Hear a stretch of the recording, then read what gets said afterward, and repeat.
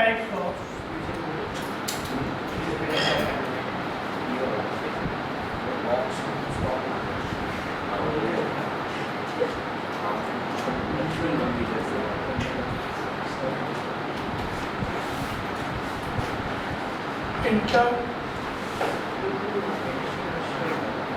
intermolecular interactions.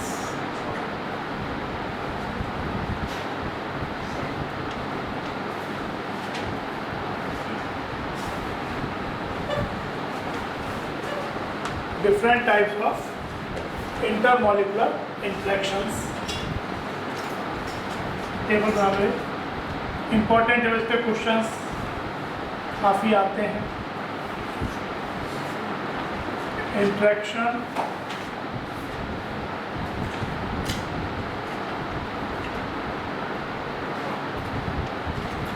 This is interaction energy.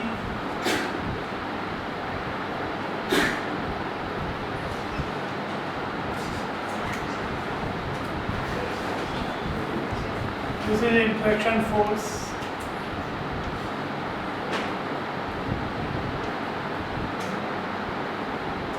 Which is minus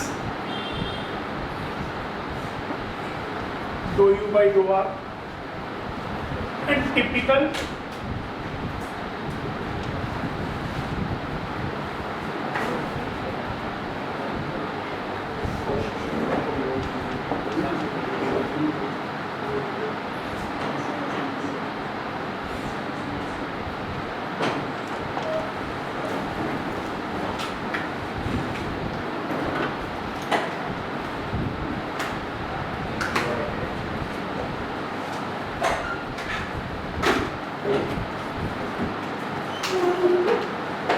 जैसे इसी में कुछ तरीके के इंट्रैक्शन जो हैं they will be known as Fajans, ये आपका वन द वाल्स फोर्सेस. जैसे एक तो हमने पढ़ा है टाइप में ion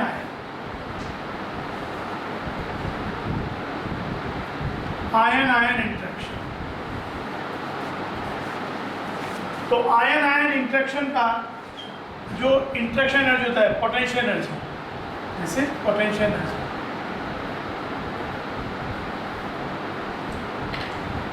It is inversely proportional to 1 by r.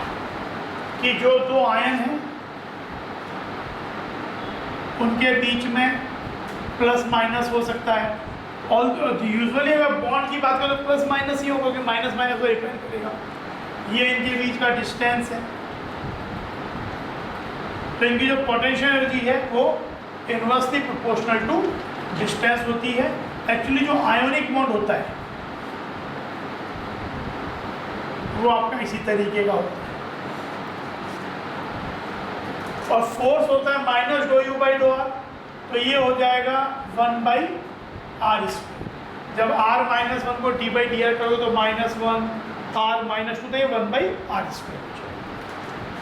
पर ध्यान रखो कि ये जो भी ये होगा ये वाला उस पर एक पावर +1 हो जाएगा, क्योंकि this is minus do U by dough R. D by D R और 1 बाई आर विल बी -1. तो ये मैं यहाँ पे साइन और नहीं ले रहा हूँ बस. तो ये आयोनिक बॉन्ड इसी तरीके का होता है. ये वन द वाल फोर्स नहीं है, लेकिन देन डाइपोल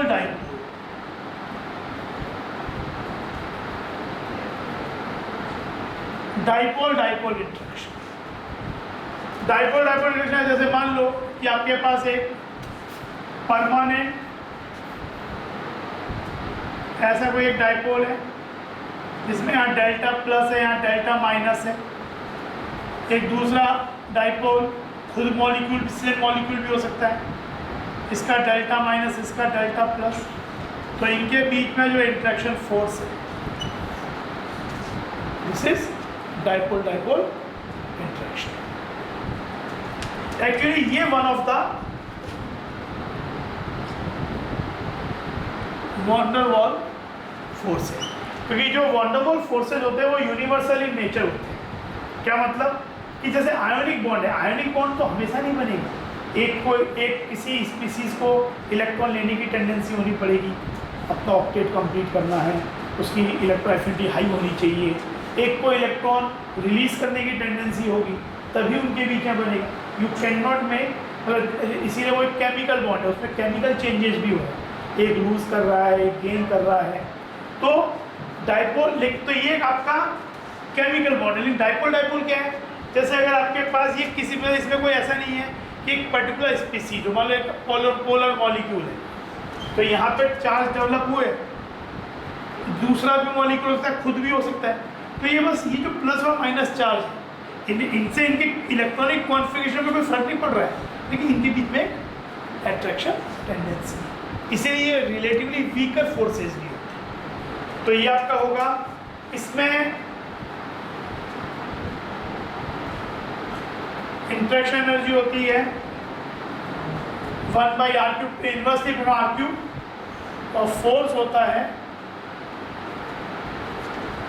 अच्छा इधर टिपिकल एनर्जी इस वाले केस में 2, ये काफ़ी स्ट्रॉन्ग बॉन्ड होता है, आयनिक बॉन्ड।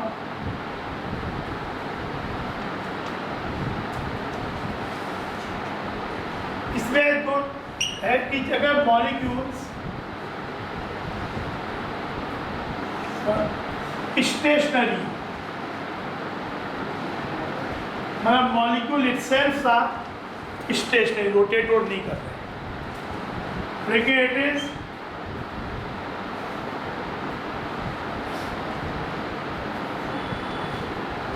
कुछ नहीं बोला जाएगा तो will consider this scenario stationary, और ये होता है वैल्यू टू रोटेट। अगर मॉलिक्यूल खुद रोटेशन में है तो formula 1/r6 1/r7, dipole dipole interaction, one of the van der Waal forces। Third, ion dipole.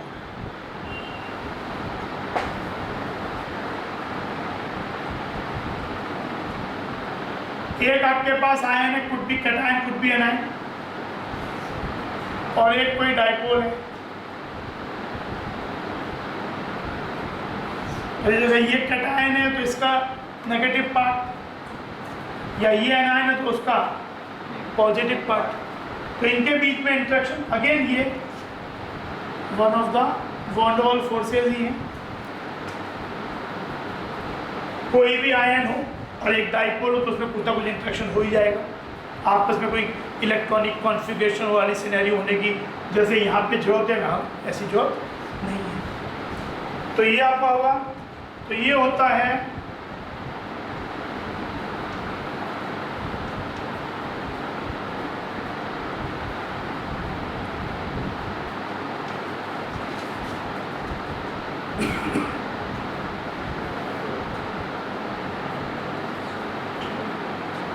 then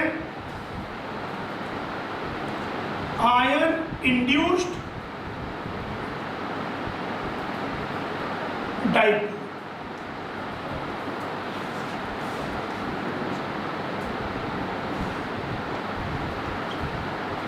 ये भी kind of van der Waal force है। ये क्या है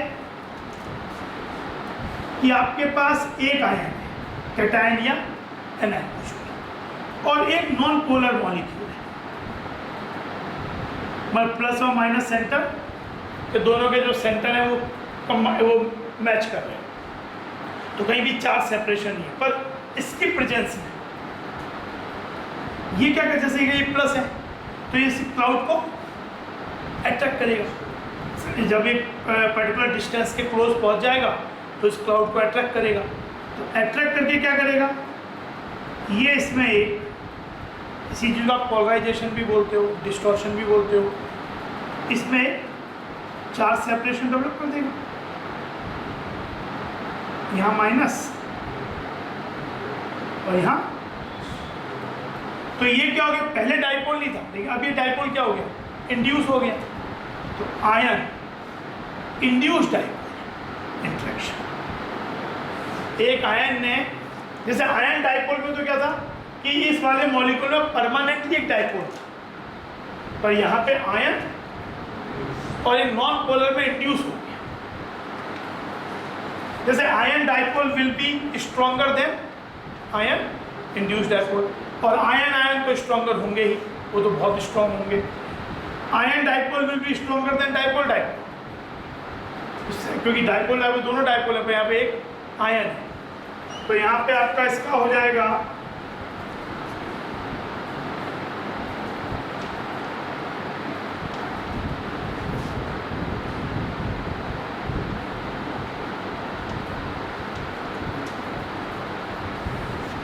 आयन इंड्यूस्ड डाइपोल। एनर्जी यहाँ पे आयन डाइपोल का तो अराउंड 50, इसमें ऐसा कुछ डेटा है, इसमें कोई दैट डिपेंड, बहुत कुछ वेरी, मतलब कम से बहुत ज़्यादा तक भी हो सकता, तो ये है। देन लंदन और ये भी आपका वन डर वाल्स फोर्स है।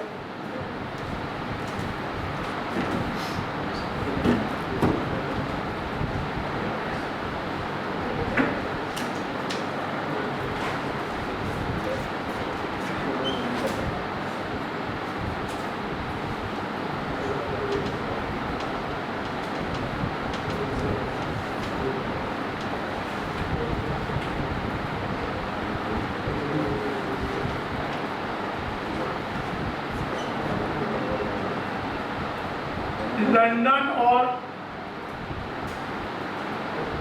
डिस्पर्शन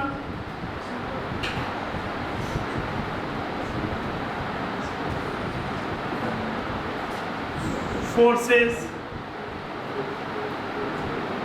ये भी वन डर वाल्स फोर्सेस है। In fact this is weakest of van der Waals forces. London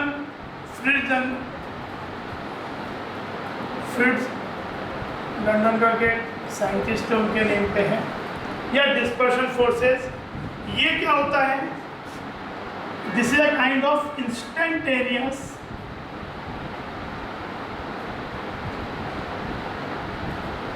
dipole induced dipole.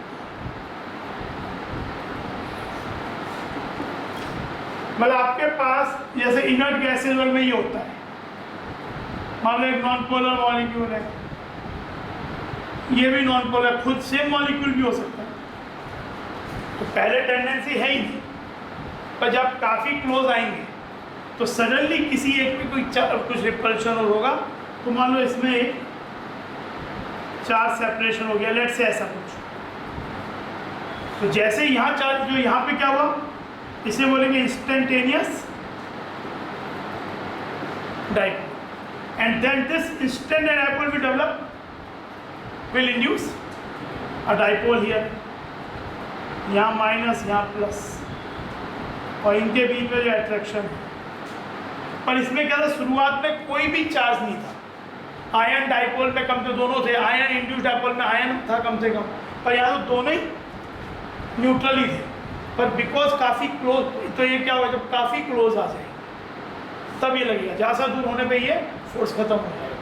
तो ये सबसे वीकेस्ट है, ये फोर्स आपको मिलते हैं। एग्जांपल है इसमें इनर्ट गैसेस, हीलियम के बीच में, या कोई बोले क्लोरीन के बीच में कौन सा लगता है, क्लोरीन तो खुद नॉन पोलर है, दूसरा भी Cl2 नॉन पोलर है, पर ऐसा तो है कि Cl2 का एक सैंपल है तो उसमें आपस में कोई इंट्रैक्शन, Cl तो कोवलेंट बॉन्ड है, पर Cl2 के बीच में भी वो जिसको हम वन डर वाल्स रेडियाई भी बोलते थे, उस वन डर वाल्स फोर्स से ही वन डर वाल्स रेडियाई आ रहा है, तो वो जो डिस्टेंस होती है उसका हाफ, जैसे Cl2 में ये तो कोवलेंट बॉन्ड हो, ये तो कोवलेंट रेडियस हो गया, ये कोवलेंट बॉन्ड भी हो गया, पर ये जो इंट्रैक्शन है कि यहाँ कुछ डेवलप हो गया, यहाँ कुछ डेवलप हो गया, तो जो इंट्रैक्शन है ये वन डर वाल्स फोर्स है, ये कोवलेंट बॉन्ड है, यहाँ भी एक कोवलेंट बॉन्ड है, शेयरिंग, ये कोवलेंट रेडियस है, ये कोवलेंट रेडियस है, पर ये जो डिस्टेंस है इसका half is van der Waals radius force van der Waals force, radius van der Waals. समझ नहीं बात? ये Cl एटम, ये Cl एटम,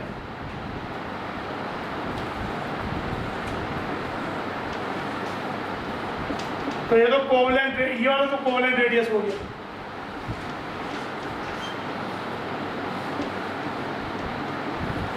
पर इनके बीच में जो इंटरेक्शन है वो वंडरवॉल फोर्स है, तो इस डिस्टेंस का जो हाफ है वंडरवॉल, इसी को लंदन फोर्स या डिस्पर्शन फोर्स भी बोलते हैं।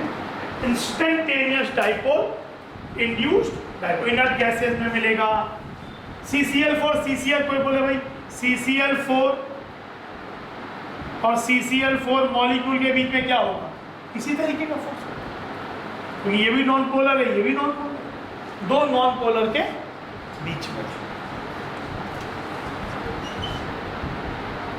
इसका होता है 1/R6 या 1/R7। Then dipole induced dipole,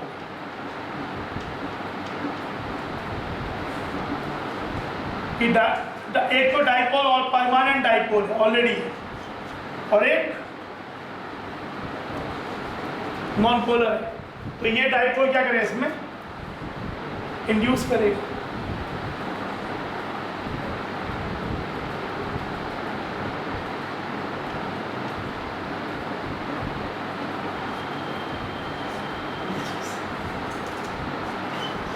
तो ये हो जाएगा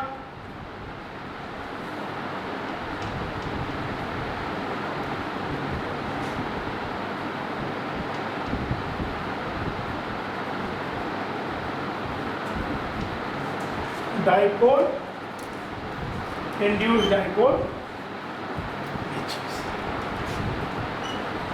एनर्जीज इस वाले में जो होता है इसका काफी कम होता है, लंदन फोर्सेस 2 किलो जूल पर मोल के आसपास। ये भी ये वंडरवॉल फोर्स था, ये भी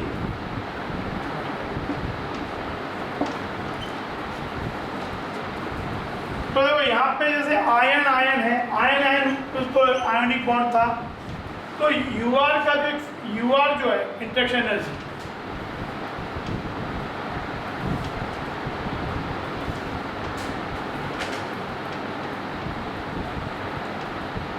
इज RMN+N-, नहीं जगह पर कुछ याद रखिए। जैसे आपके पास मोनोपोल और ये क्या, ये एम पोल है, जैसे मोनो केवल आयन है तो मोनोपोल है, पर डाइपोल मतलब दो पोल्स हैं। तो अगर जैसे आपके पास आयन है तो मोनोपोल है, यानी M1N1-1, तो क्या हो जाए 1/R। जैसे हमने आयन के बीच में क्या था, 1/R था, U 1/R 1+1-1, तो ये दोनों ही मोनोपोल है, दोनों आयन है। लेकिन जैसे हमारे पास था डाइपोल में क्या 1/R 2+2-1, जो 1/R3। जब स्टेशनरी, भाई आपका इसमें क्या था, जो डाइपोल में अगर स्टेशनरी है 1/R3 और फोर्स तो 1/R4 हो गया। आयन डाइपोल में 1/R 1+2-1, आयन डाइपोल है ना, तो यानी 1/R², और वो 1/R वो हो जाएगा R3। आयन इंड्यूस्ड डाइपोल, यहाँ पर चीज़ें क्या होगा कि जब इंड्यूस होगा तो वहाँ फिर चीज़ें बदल जाएंगी, तो कम से कम आयन डाइपोल, उसके लिए आप याद रख सकते हो वाली चीज़। फिर जो डिस्पर्शन फोर्स है उसके लिए ये बड़ा कॉमन, डिस्पर्शन वाला बहुत ही कॉमन है, 1/R6 1/R7। Dipole induced dipole again London और डिस्पर्शन फोर्स की तरह ही है। Ion induced dipole 1/R4 1/R5, तो ये हुई। और एक इसमें होता है हाइड्रोजन बॉन्ड,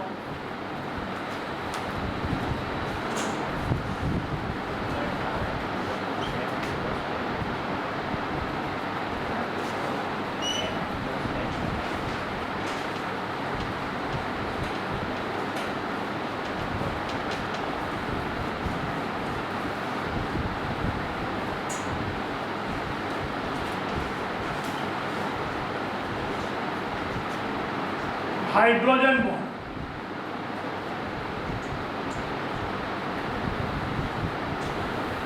हाइड्रोजन बॉन्ड वैसे तो एक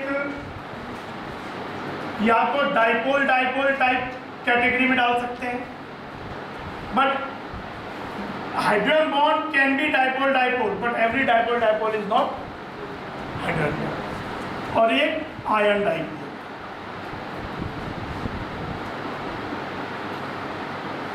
तो यहाँ डाइपोल डाइपोल में क्या होगा कि जैसे हाइड्रोजन एटम है वो किसी एक एलिमेंट से, हमारे पहले में याद होता है डाइपोल डाइपोल, हाइड्रोजन एटम किसी एलिमेंट से कोवेलेंटली बॉन्डेड है, which should be highly electronegative like fluorine, oxygen, nitrogen, to some extent सबसे बेस्ट ऑफ FO है और Cl भी।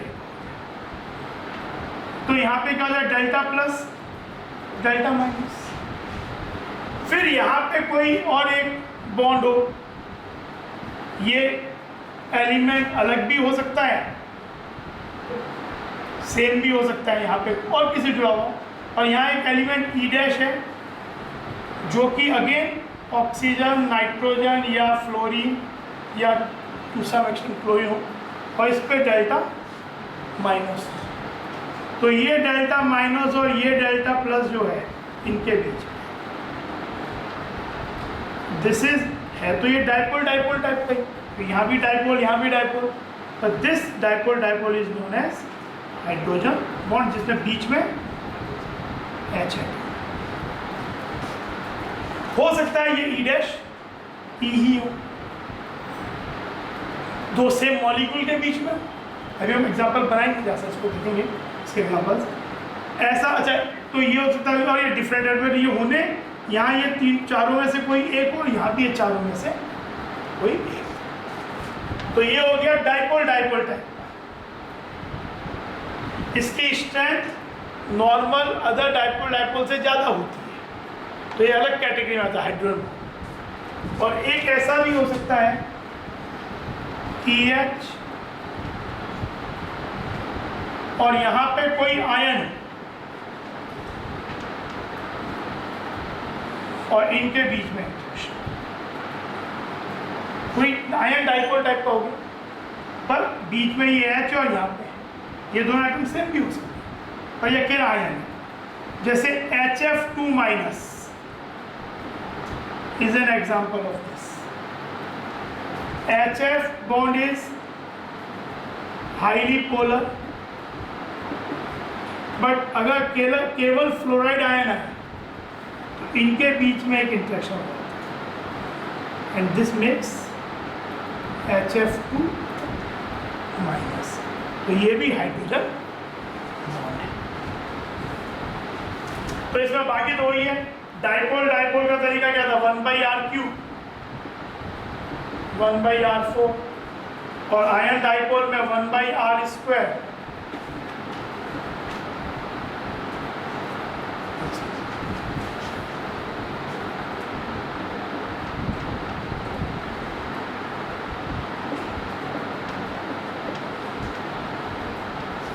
तो ये आपका special type of either ion dipole या dipole dipole is hydrogen bond. तो ये अब हाइड्रोजन को जा सकते हैं, जैसे HF केवल HF,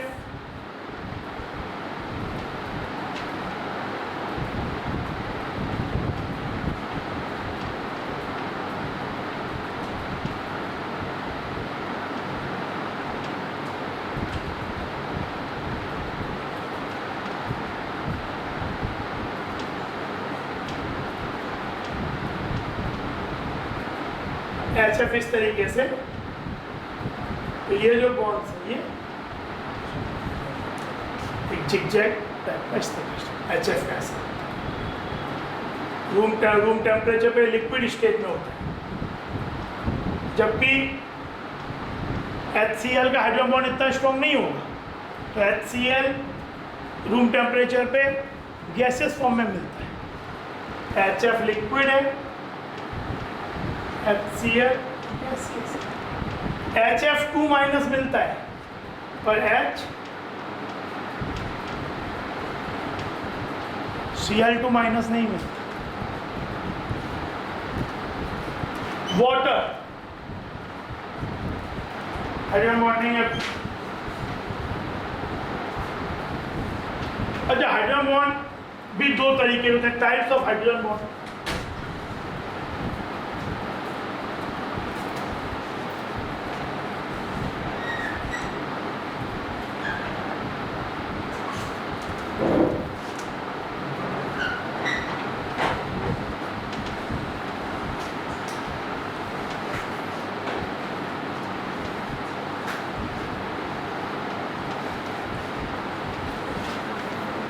Types of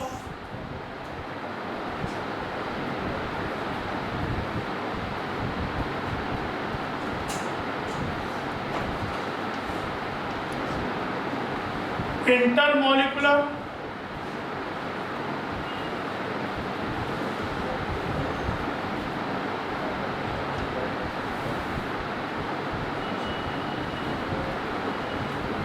intramolecular intermolecular intramolecular मतलब जैसे वही इंटर स्कूल, एक स्कूल दूसरा स्कूल, तो इसमें क्या होगा, जैसे एक मॉलिक्यूल है, मान लो ये कोई EH,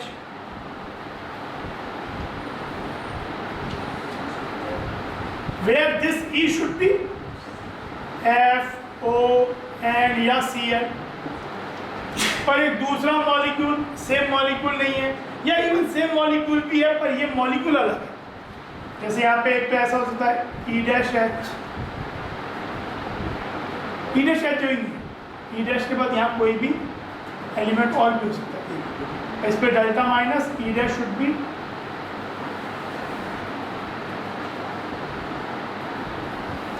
तो यहाँ पे जो ये इंटरेक्शन है,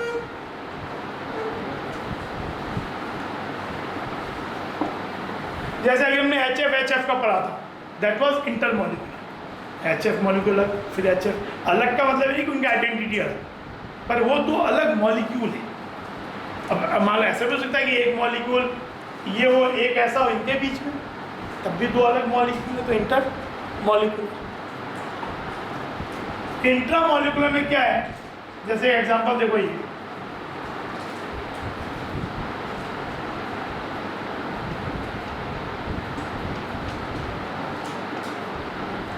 this compound is known as O-नाइट्रोफिनोल।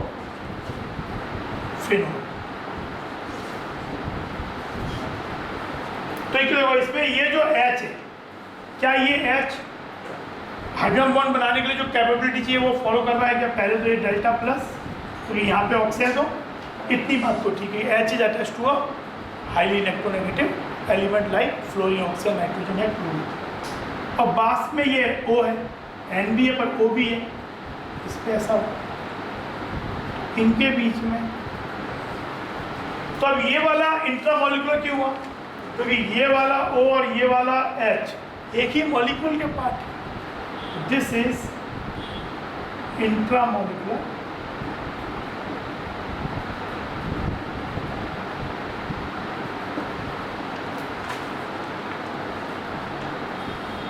It is formed when hydroatom is in between the two highly electronegative element FON atoms present within the same molecule. Book में भी आपके यही एग्जांपल दिया है। अच्छा, इंट्रामोलिकुलर का अफेक्ट क्या होता है? जैसे intermolecular hydrogen bonding leads to aggregation among the molecules। जैसे अभी हमने बात भी की थी कि HF ने जब आपस में इंटरमोलिकुलर हाइड्रोजन बॉन्डिंग बनाया और स्ट्रॉन्ग बनाया, तो वहाँ क्या होगी? वो लिक्विड स्टेट में आ गए रूम टेम्परेचर। HCl का इतना strong hydrogen intermolecular hydrogen bonding नहीं है, तो HCl और HCl के बीच में क्या होगा? तो इंटरमोलिकुलर, और वो उतना स्ट्रॉन्ग नहीं, तो वो क्या होगा? उतना अच्छा एग्रीगेशन नहीं रहा, तो वो गैसियस रहेंगे। यानी इंटरमॉलिक्यूलर हाइड्रोजन बॉन्डिंग अच्छी हो तो it leads to aggregation, it leads to more order in the phase of the substance. Liquid बन जाएगा, अगर स्ट्रॉन्ग नहीं होगा तो गैस रह जाएगा। तो जब ये हो गया, और बॉइलिंग पॉइंट पे क्या फर्क पड़ेगा? अगर एग्रीगेशन अच्छा होगा तो सब्सटेंस का रिलेटिवली हायर बॉइलिंग पॉइंट होगा। वाटर और H2S, वाटर का हाइड्रोजन बॉन्डिंग भी इंपॉर्टेंट है। वाटर हाइड्रोजन बॉन्डिंग कैसा होता है लिक्विड स्टेट में? ये एक वाटर मॉलिक्यूल है, डेल्टा प्लस -2 डेल्टा है, मतलब ऐसे बोलो -2 डेल्टा है। तो यहाँ पे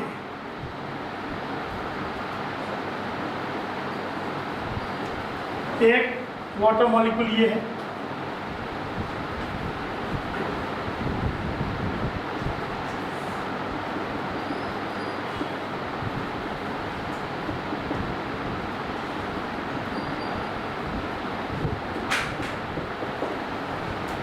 एक वाटर मॉलिक्यूल लिक्विड स्टेट में अपने सराउंडिंग में 4 वाटर मॉलिक्यूल से घिरा होता है।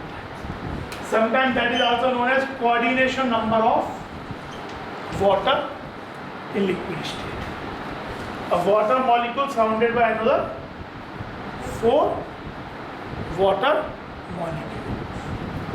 तो ये हो गया इंटर मॉलिक्यूलर हाइड्रोजन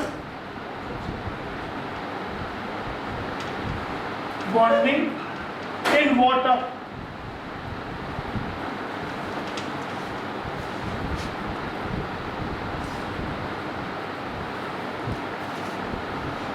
ये हाइड्रोजन बॉन्ड रिलेटिवली स्ट्रॉन्ग होता है, जैसे H2S है।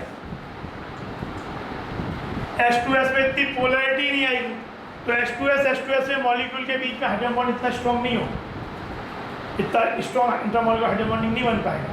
तो वाटर से वो गैस होता है रूम टेम्परेचर पर, वाटर लिक्विड होता है, हाई बॉइलिंग पॉइंट होता है वाटर का। अमोनिया pH 3, अमोनिया भी गैस है room temperature, but still its boiling point is higher than pH 3। तो ये चीज़ HFHCl भैया एग्जाम्पल। अच्छा, तो यानी इंटरमॉलिक्यूलर हाइड्रोजन बॉन्डिंग अगर है, ज़्यादा है, तो वो बॉइलिंग पॉइंट को बढ़ाता है। मतलब boiling point is proportional to intermolecular hydrogen bonding. जो सब्सटेंस की स्टेट है उसे और ज़्यादा ऑर्डर करता है। जितना ज़्यादा हाइड्रोजन बॉन्डिंग होगा उतना, जैसे लिक्विड में ज़्यादा होगा, गैसेस में कम हो जाएगा। फिर अगर सपोज एक सॉल्वेंट है और एक सॉल्यूट है, उनके बीच में इंटरमॉलिक्यूलर हाइड्रोजन बॉन्डिंग है, सॉल्वेंट मॉलिक्यूल के बीच में और सॉल्यूट मॉलिक्यूल के बीच में, तो जितना ज़्यादा हाइड्रोजन बॉन्डिंग होगा it will lead to more solubility. तो सॉल्युबिलिटी इज प्रोपोर्शनल टू, और भी कारण हो सकते हैं सॉल्युबिलिटी के, पर अगर हाइड्रोजन बॉन्डिंग बनाने की कैपेबिलिटी, मतलब वो जो 2 मॉलिक्यूल की हम बात कर रहे हैं, if they are capable enough to make hydrogen bond, मतलब they are satisfying the criteria of hydrogen bond formation. Hydrogen bond formation criteria क्या है? एक एलिमेंट है जो कि ऑक्सीजन, फ्लोरीन, नाइट्रोजन या टू सम एक्सटेंट फ्लोरीन, उसके पास में H कोवलेंटली जुड़ा हो,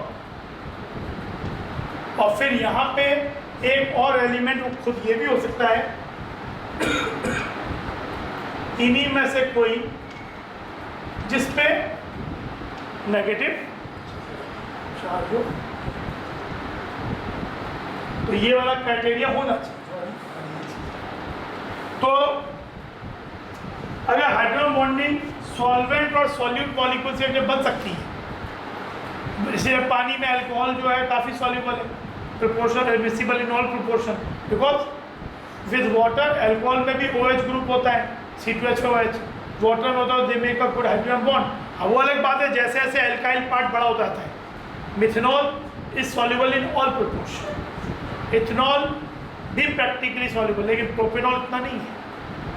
प्रोपेनॉल, हम लोग प्रोपेनॉल को कम ऐसा पानी में और कम घुलता हुआ देखते हैं, इसलिए आदत नहीं है, लेकिन वो इतना नहीं होगा। ब्यूटेनॉल तो और कम डिजोल्व, और पेंटेनॉल पहुँचते पहुँचते तो वो खुद सॉलिड स्टेरोटाइप के सब्सटेंस होते हैं। Room temperature. हाँ, लेकिन hydrogen bonding between alcohol and water makes alcohol soluble in water. तो ये चीज़। अच्छा, लेकिन इंट्रामोलिकुलर हाइड्रोजन बॉन्डिंग जो है, ये इंट्रामोलिकुलर हाइड्रोजन बॉन्डिंग क्या हुआ? आपस में बॉन्ड बन गए, आपस में बॉन्ड बन गए, मतलब यहीं पे बॉन्ड बन गया। तो अगर ये वाली पोलैरिटी इसने ऐसे ही यूज कर ली, तो अब ऐसे दो मॉलिक्यूल के बीच में क्या होगा? स्ट्रॉन्ग बॉन्डिंग नहीं हो पाएगा, क्योंकि इसकी ये जो एबिलिटी इन्होंने आपस में यूज कर ली, तो इनके बीच में ज़्यादा स्ट्रॉन्ग इंट्रैक्शन नहीं हो पाएगा। यानी इंट्रामोलिकुलर हाइड्रोजन बॉन्डिंग जो है वो एग्रीगेशन के लिए एक अपोजिंग फैक्टर है। जितना ज़्यादा इंट्रामोलिकुलर हाइड्रोजन बॉन्डिंग हो जाएगा, वो वाले मॉलिक्यूल आपस में एग्रीगेट नहीं करेंगे। आपस में एग्रीगेट नहीं करेंगे तो ऑर्डर्ड फॉर्म में नहीं आएंगे, वॉलेटाइल रह जाएंगे और बॉइलिंग पॉइंट कम हो जाएगा। तो जितना ज़्यादा इंट्रामोलिकुलर हाइड्रोजन बॉन्डिंग होगा, बॉइलिंग पॉइंट उस सब्सटेंस का कम हो जाएगा। इंटरमोलिकुलर जितना स्ट्रॉन्ग होगा, बॉइलिंग पॉइंट बढ़ जाएगा। इंटरमोलिकुलर ने क्या हुआ कि आपस में जुड़ गए, तो वॉलेटाइल नहीं है। इंट्रामोलिकुलर का मॉलिक्यूल अलग अलग रह गए, यहाँ बना लिया, पर ये वाला इससे नहीं इंटरेक्ट किया। And that is a feature of gas. Gas के दो मॉलिक्यूल आपस में बहुत कम इंटरेक्ट करते हैं, तो इसलिए ये वॉलेटाइल हो जाएंगे। जैसे ये जो compound O nitrophenol, it is called very low boiling point steam volatile.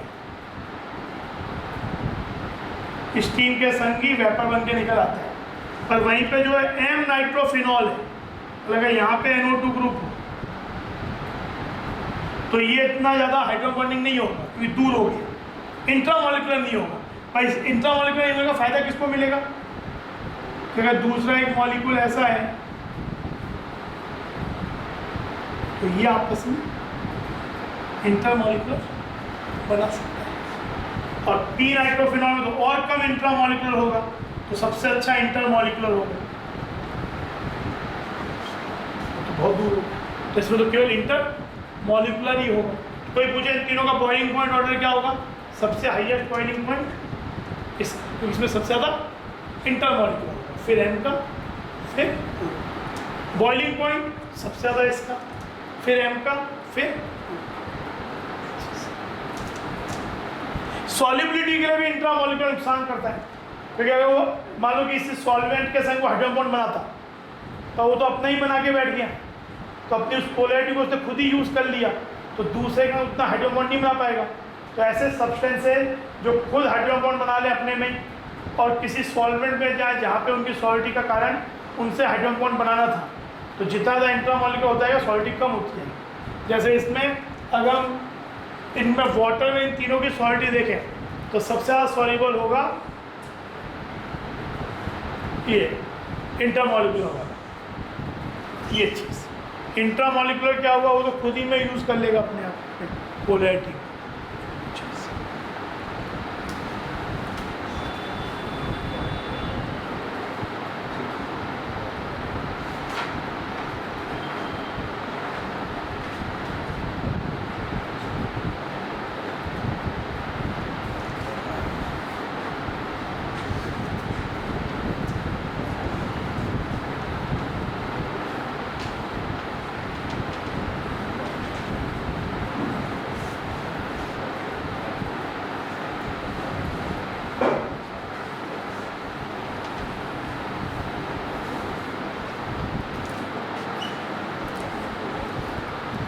फिर कमा ऐसा भी होता ही है।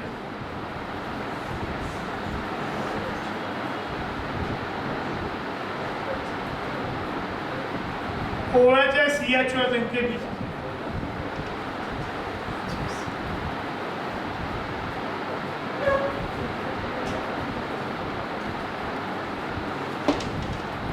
इंट्रामोलिकुलर ओ, ये हो जाएगा O हाइड्रोक्सी बेंजल्डिहाइड, हम देखेंगे पहले से।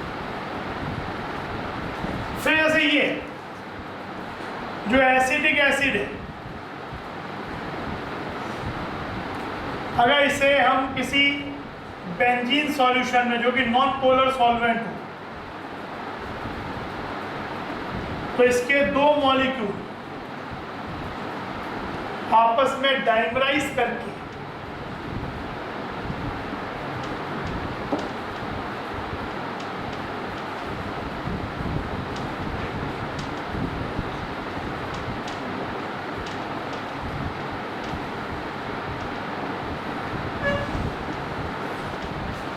Two molecules of acetic acid या बेंजोइक एसिड आपस में डाइमराइज कर जाते हैं ड्यू टू इंटरमॉलिकुलर।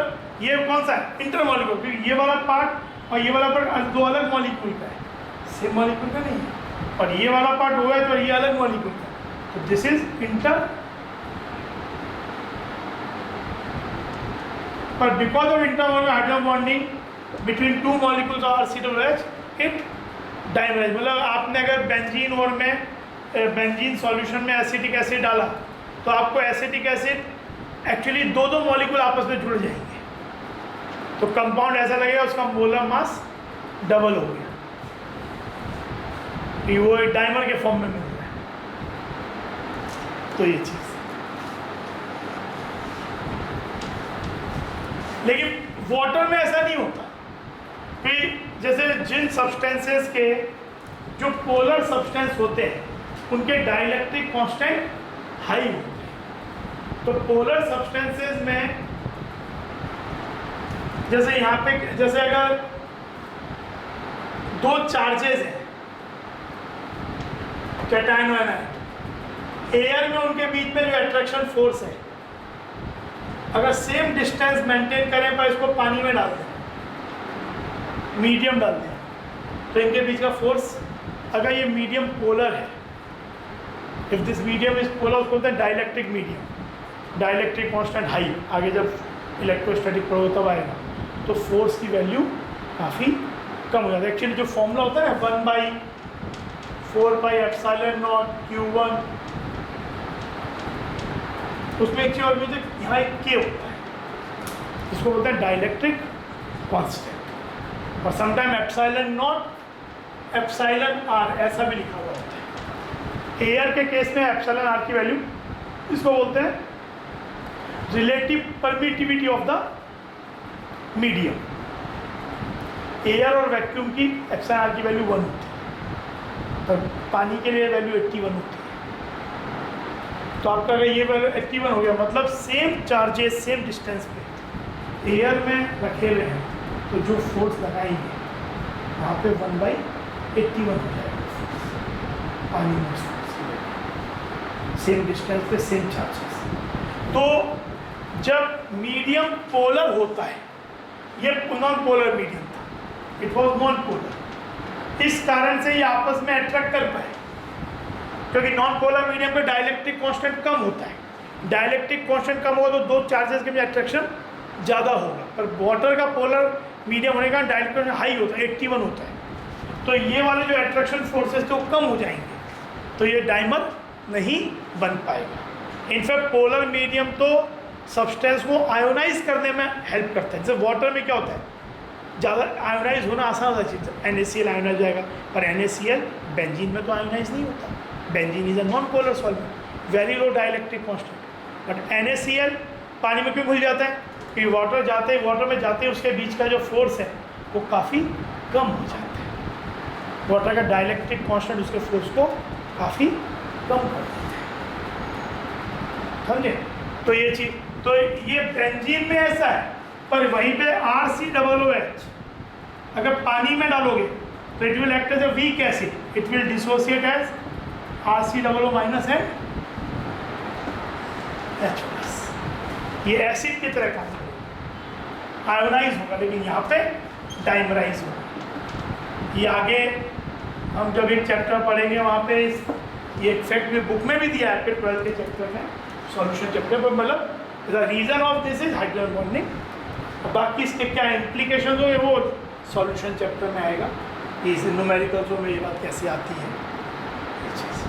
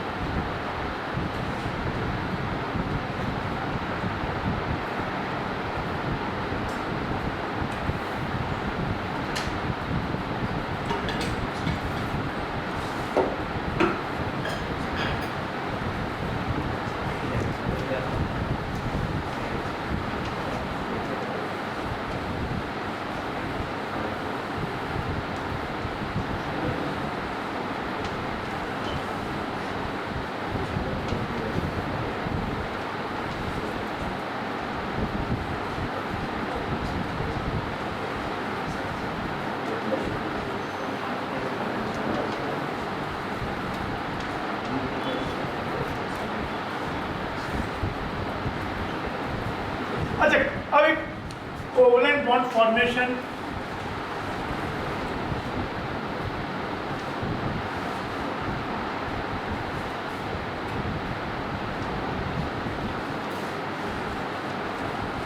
बुक में एक ऐसा डायग्राम दिया भी हाइड्रोजन, जैसे ये आर है दो एटम के बीच का डिस्टेंस, ये पोटेंशियल एनर्जी है यू आर। तो जब पार्टिकल्स बहुत दूरी पे हैं तो ये एनर्जी ऑलमोस्ट जीरो है, और जैसे जैसे इनके बीच का डिस्टेंस कम होता जाएगा, मतलब R is the distance between two, suppose hydrogen की बात कर रहे हैं, काफ़ी दूर है तो जीरो एनर्जी। लेकिन पहले जब ये पास आएंगे तो सबसे पहले इनमें जो वॉन्डरवॉल फोर्सेस होते हैं they are universal in nature. तो सबसे पहले उसे इससे मतलब भी नहीं है कि वेदर वो माइनस है या प्लस है, वो यूनिवर्सल है कि हर के बीच में कोई ना कोई तरीका ढूंढ ही लेंगे। हाँ, ये हो सकता है कि दोनों नॉन पोलर हैं तो बहुत वीक वॉन्डरवॉल फोर्स डिस्पर्शन लगे, दोनों डाइपोल है तो डाइपोल लगे, पर ये कैसे ना कैसे मतलब इन्हें बियॉन्ड अ पॉइंट आइडेंटिटी से ये मतलब जरूर है कि वो स्ट्रॉन्गर वॉन्डरवॉल होगा या वीकर होगा। जैसे आयोनिक बॉन्ड अगर एक के बीच में नहीं बनेगा तो नहीं बनेगा, फिर वीक और स्ट्रॉन्ग की बात ही नहीं है, पर ये कुछ ना कुछ तो लगते ही हैं। तो सबसे पहले इसमें अच्छा van der Waals force are always attractive in nature, ये बात है, वॉन्डरवॉल फोर्स ऑलवेज एट्रैक्टिव, उनके लगने का तरीका या बनने का तरीका ही ऐसा है कि वो इंटरेक्शन के लिए ही बनती है। तो सबसे पहले वॉन्डरवॉल फोर्सेज अगर हो जाएंगे जो कि एट्रैक्टिव होंगे, एट्रैक्टिव है तो पोटेंशियल एनर्जी नेगेटिव होगी। तो आपका डायग्राम कुछ ऐसा आएगा, ये बढ़ता जाएगा, पास होते जाएंगे मॉलिक्यूल, ऐसे आने वाला आर कम होना। फिर एक समय आएगा जहाँ पे इनकी एनर्जी मान लो कि मिनिमम होगी, मिनिमम मोस्ट नेगेटिव। और उसके ये आपका हो गया, ये इक्विलिब्रियम पॉइंट हो गया। फिजिक्स में हम लोग पढ़ते हैं इक्विलिब्रियम पॉइंट का मतलब क्या होता है, जहाँ पे फोर्स जीरो हो जाए। फोर्स जीरो, फोर्स की वैल्यू क्या होती है, कंजर्वेटिव फोर्स है तो minus do U by dough R अगर आर का फंक्शन है, नहीं तो F X minus do U by dough X, F Y minus do U by do Y, F Z minus do U by do Z. तो ये हो जाएगा, तो यानी ये जीरो मतलब इंप्लाइज डो यू बाई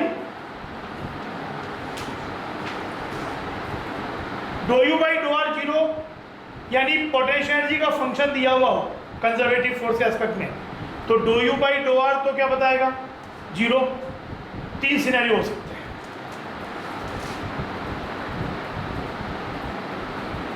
जैसे ये यहाँ भी कोई बॉडी रखी हो तो इक्विलिब्रियम में,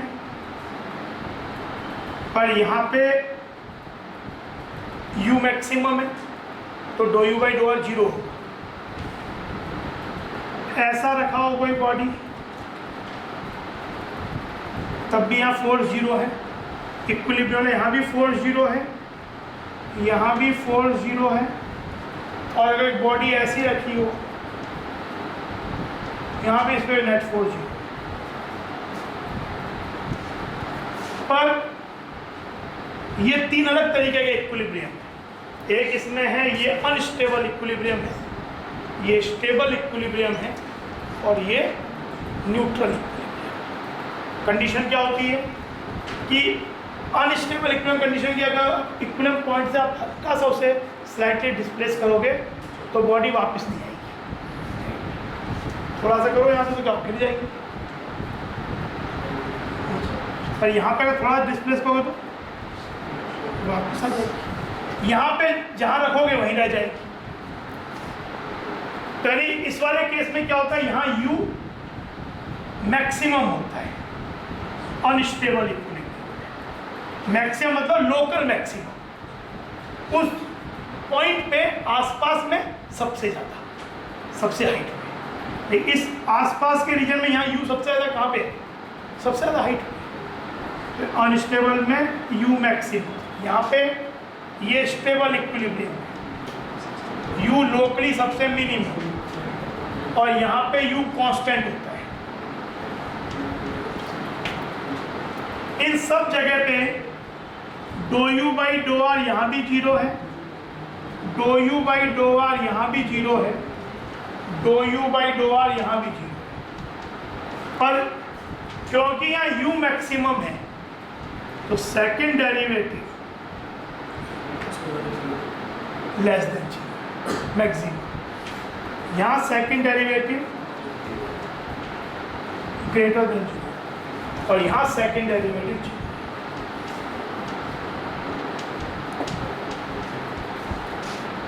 स्टेबल अनस्टेबल स्टेबल है, दिस इज न्यूट्रल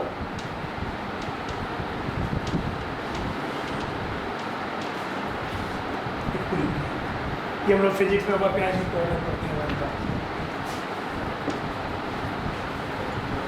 ये तो dough U by dough R है। अगर u जो है एक function of X Y Z हो तब आप इसमें डो U by dough X zero जब करोगे तो वो पॉइंट आएंगे कोऑर्डिनेट्स जहाँ पे F X zero, X direction में इक्विलिब्रियम है। Do U by do Y zero करो तो एफ वाई जहाँ पे जीरो है, do U by do Z करके जो आएगा फंक्शन वो जीरो है जहाँ पे एफ जेड जीरो है। इक्विलिब्रियम मतलब नेट फोर्स सब जगह जीरो, तो मिलके कोऑर्डिनेट जो कॉमन आएगा वो कोऑर्डिनेट आएगा जहाँ पे इस सिस्टम इक्विलिब्रियम में। पर अब फिर आप ये चेक करोगे सेकेंड डेरिवेटिव निकालोगे तो ऐसा हो सकता है कि एक जगह सेकेंड डेरिवेटिव पॉजिटिव आए ग्रेटर देन जीरो आए, यानी वो हो गया स्टेबल इक्विलिब्रियम। तो हो सकता है कि एक्स में स्टेबल इक्विलिब्रियम और वाई में स्टेबल। इसका मतलब कि एक्स डायरेक्शन में अगर डिस्प्लेस करोगे उस पार्टिकल को वापस लौट जाएगा, वाई में करोगे तो लौट के नहीं आएगा। ऐसा हो सकता है। ऐसे ही सोचो कि कभी बार आपके पास यही वाली बॉडी है कि आप इधर डिस्प्लेस किए कहीं पे तो इधर तो हो गया, लेकिन जहाँ सा यहाँ के तो नीचे गिर गया। बहुत ऐसा हो सकता है कि एक्स में डिस्प्लेस करने पे मूव वो स्टेबल है या न्यूट्रल है, कभी ऐसे हो सकता है स्टेबल है वापस आ गया और न्यूट्रल में फ़र्क ही नहीं पड़ा, लेकिन दूसरी डायरेक्शन में अनस्टेबल। हाँ, दोनों में ही अगर स्टेबल कंडीशन आ गई तो किधर भी मूव करोगे वापस आएगा लौट। तो उस तरीके से चीज़ें, तो ये तो आपका एक्सपीरियंस की बात हो। तो यहाँ पे क्या होगा, ये डायग्राम बता रहा है, जैसे ये डायग्राम ऐसा बनेगा क्योंकि जब आप इसके ये जो आर नॉट डिस्टेंस है यही आपकी बॉन्ड लेंथ है,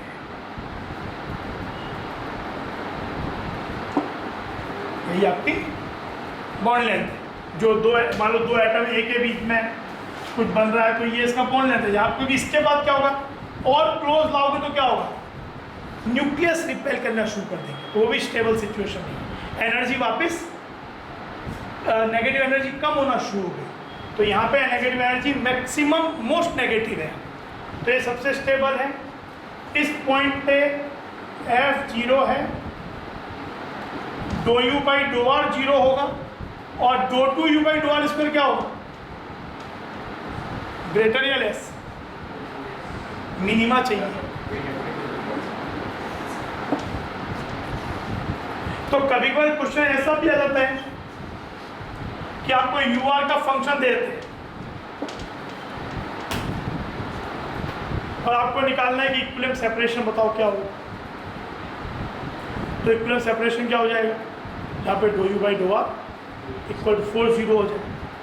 फिर आपको अगर ये निकालना है बॉन्ड लेंथ निकालनी, इक्विलिब्रियम सेपरेशन और लीस्ट एनर्जी वाली चीज़ चाहिए, तो वहाँ पे ये तो पॉइंट आए पर चेक करना पड़ेगा कि उस पॉइंट पे मान लो 2 पॉइंट आ गए, तो जिस पॉइंट पे स्टेबल इक्विलिब्रियम मतलब जहाँ पे पोटेंशियल एनर्जी मिनिमम है, ठीक है।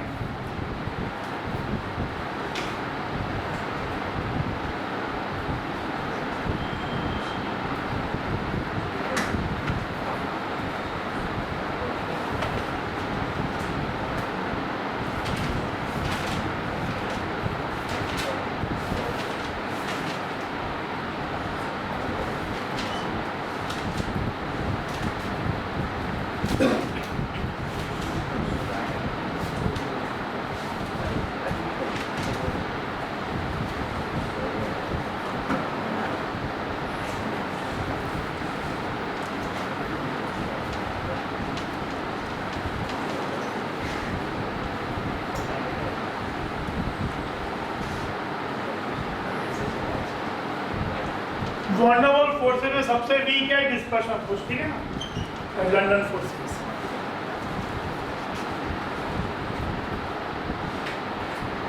Potential energy as a function of R is given by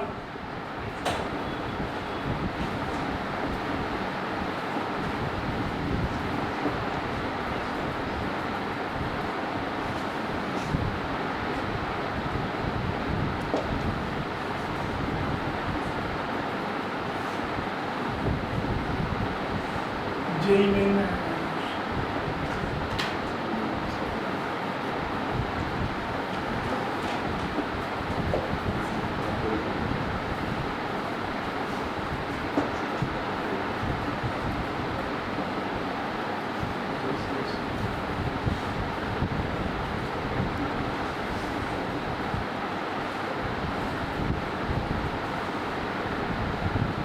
The equilibrium distance between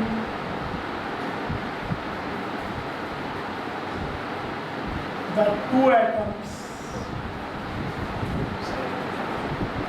will be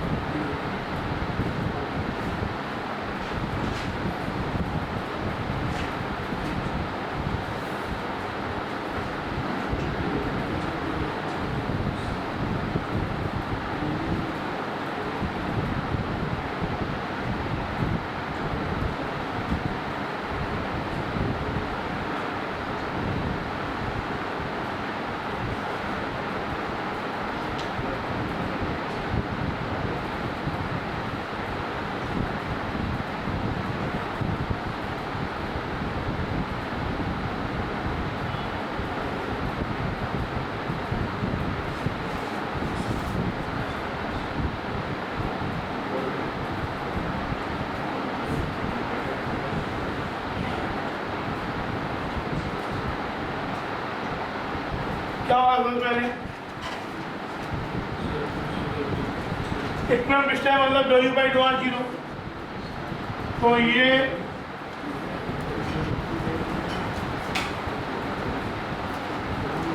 dough U by dough R क्या होगा इसका ए आर पावर -10 है तो डी बाई डी आर मतलब -10 R11 हो जाएगा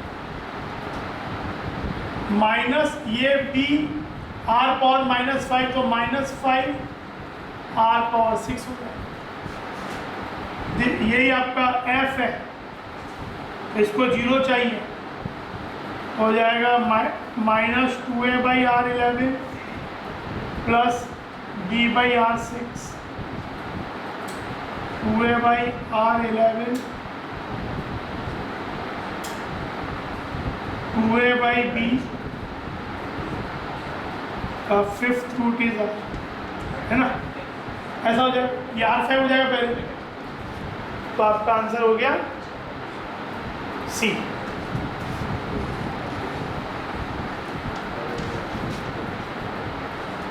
then what is the value of u मतलब, अच्छा यहाँ पे मिनिमम मैक्सिमम क्या होगा अगर चेक करना चाहें, एक आप फिर से डिफरेंशिएट करो इसे।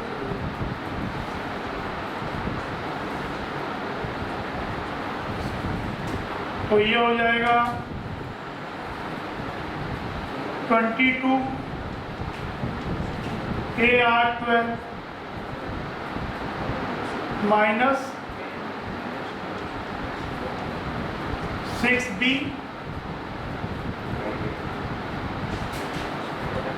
R7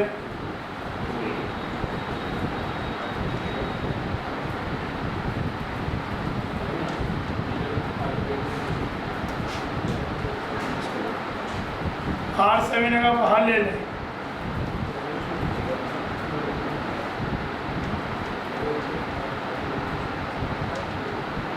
तो आपका 1/R5 की वैल्यू क्या है, 1/R5 आपका था b/2 है।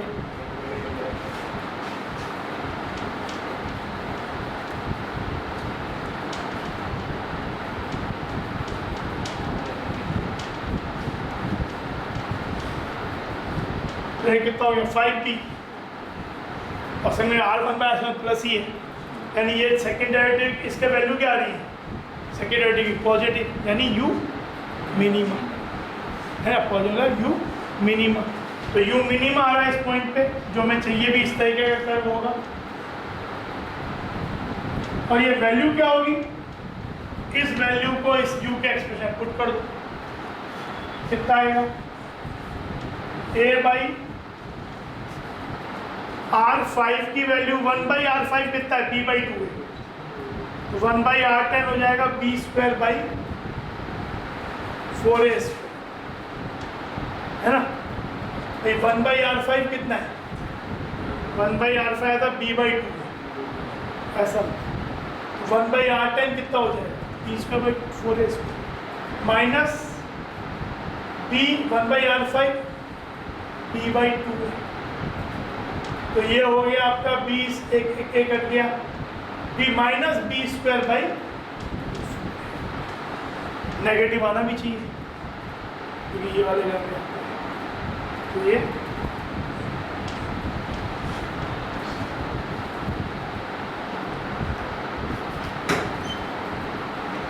ठीक है ना।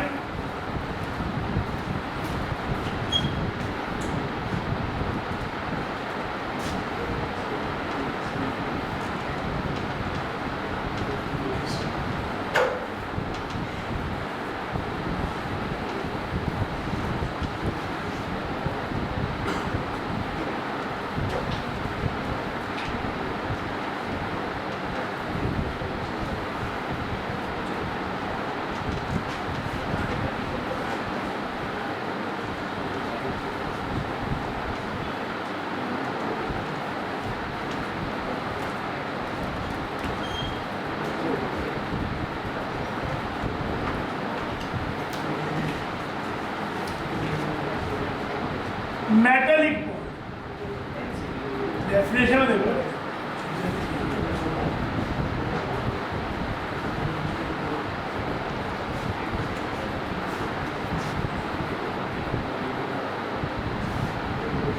a kind of chemical bond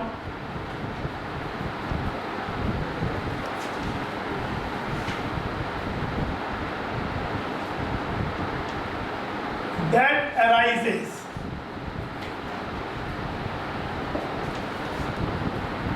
from the electrostatic attractive forces between conduction electrons, या इसको C ऑफ delocalized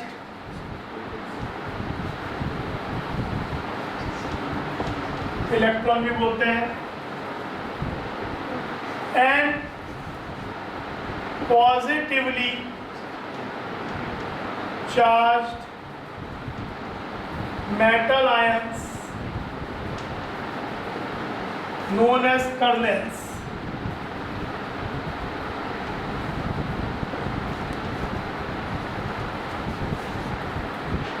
कैसा कैलकुलेट, जैसे आपके पास कोई मेटल एटम है C ऑफ डीलोकलाइज्ड इलेक्ट्रॉन, जैसे यहाँ पे जो वैलेंस इलेक्ट्रॉन है, जैसे न्यूक्लियस है इसका, तो वैलेंस इलेक्ट्रॉन जो होते हैं मेटल के वो मतलब वो अपने यहाँ पे वैलेंस को छोड़ देते हैं और कंडक्शन बैंड में चले जाते हैं। मतलब बैंड थ्योरी के अकॉर्डिंगली जो आपके मेटल्स होते हैं या कोई सब्सटेंस होते हैं उनमें अलग अलग बैंड होते हैं। एक होता है वैलेंस बैंड जहाँ इलेक्ट्रॉन होता है, फिर एक होता है कंडक्शन बैंड। तो वैलेंस बैंड और कंडक्शन बैंड में जितना इलेक्ट्रॉन इजीली जा सके वो सब्सटेंसेज मोर कंडक्टिंग होते हैं। या सेमी कंडक्टर में वो गैप इन बिटवीन होता है, इंसुलेटर में वो गैप बहुत ज़्यादा होता है तो इसलिए कंडक्टिंग नेचर के लिए होता है, मेटल में वो गैप काफ़ी कम होता है। तो जैसे ये वैलेंस इलेक्ट्रॉन अपने पोजीशन को ये वाले को छोड़ देंगे, तो जब ये छोड़ देंगे तो यहाँ पे क्या हो जाएगा, इस ओवरऑल स्पीसीज में पॉजिटिव चार्ज आ जाएगा। ये छोड़ के ऐसा नहीं कि चले गए, ये अपने वैलेंस में नहीं, कंडक्शन में चले गए। यही वो इलेक्ट्रॉन होते हैं जो कि फोटो इलेक्ट्रिक इफेक्ट में निकलते नहीं हैं, क्योंकि इनके निकलने की एनर्जी आपको एक मेटल पे डिपेंड करती है, पर इससे फर्क नहीं पड़ता कि पहला इलेक्ट्रॉन है या दूसरा इलेक्ट्रॉन है। जैसे जब वैलेंस से तो इलेक्ट्रॉन निकलता है तो इससे फर्क पड़ता है कि सेकंड शेल से निकाला या थर्ड से निकाला। H+ है, जैसे हाइड्रोजन एटम है, सेकंड ऑर्बिट के बाद बाहर निकालने में अलग एनर्जी लगेगी, फर्स्ट ऑर्बिट से अलग एनर्जी लगेगी। लेकिन जब एक कंडक्शन बैंड में चले जाएंगे तो उसके बाद इनको रिमूव करने का एनर्जी एक पर्टिकुलर मेटल के लिए सेम होती है। तो ये मतलब इस तरह से हर एक मेटल एटम से एक दो इलेक्ट्रॉन आएंगे। तो ये हो गया C ऑफ डीलोकलाइज्ड इलेक्ट्रॉन्स। और उसमें ये क्या होगा, इनको बोलते हैं कर्नेल्स। फिर जब इलेक्ट्रॉन निकल गया तो इन पे चार्ज क्या आ गया, पॉजिटिव चार्ज, और जो रह गया कर्नेल तो उसको पॉजिटिव चार्ज आयंस बोलते हैं कर्नेल्स। इनके बीच में इलेक्ट्रोस्टैटिक, मतलब ये जो है और ये जो इनके बीच में इलेक्ट्रोस्टैटिक फोर्स होता है। तो ये वाला जो फोर्स होते हैं इनको बोलते हैं मेटेलिक। जैसे अकेला सोडियम एटम है, सोडियम का पीस है तो वो भी तो होल्ड करके रखा हुआ है। यहाँ तो NaCl तो आपने मान लिया Na+ और Cl-, और सोडियम पे क्या चीज़ जो उसको होल्ड कर रहे, इस तरीके की चीज़। आयरन ब्लॉक है, सॉलिड होता है बिल्कुल, तो उसको क्या, उसको मेटेलिक बॉन्ड होल्ड करके रखा हुआ है। मैग्नीशियम का कोई पीस है, पोटेशियम है, एल्यूमिनियम मेटल है, कोई ब्लॉक है, तो इस तरीके शीट है। अच्छा, इसमें क्या होता है, जैसे कोवलेंट बॉन्ड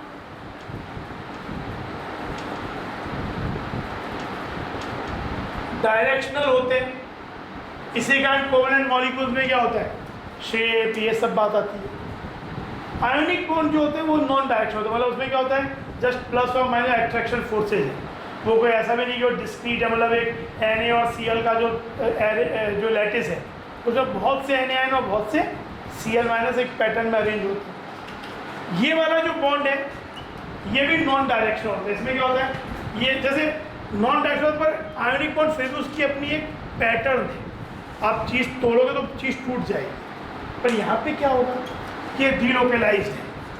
तो ये अट्रैक्शन, जैसे मान लो कि आपके पास एक ब्लॉक था, आपने उसको क्या किया, मैलेबल होते हैं ना मेटल्स, तो आपने ठोका उसको, शीट बना दी। तो पहले इलेक्ट्रॉन सपोज ऐसे में थे, अब शीट बना दिया तो ऐसे होगा, तब भी अपना एक फोर्स बना देंगे, तब भी अपने आप को होल्ड करके रखेंगे। इसीलिए मेटल्स आर मैलेबल, डक्टाइल। पहले ऐसा था पर आपने थिन वायर बना दिया तो उन्होंने उसमें अलाइनमेंट कर लिया उसके अकॉर्डिंगली।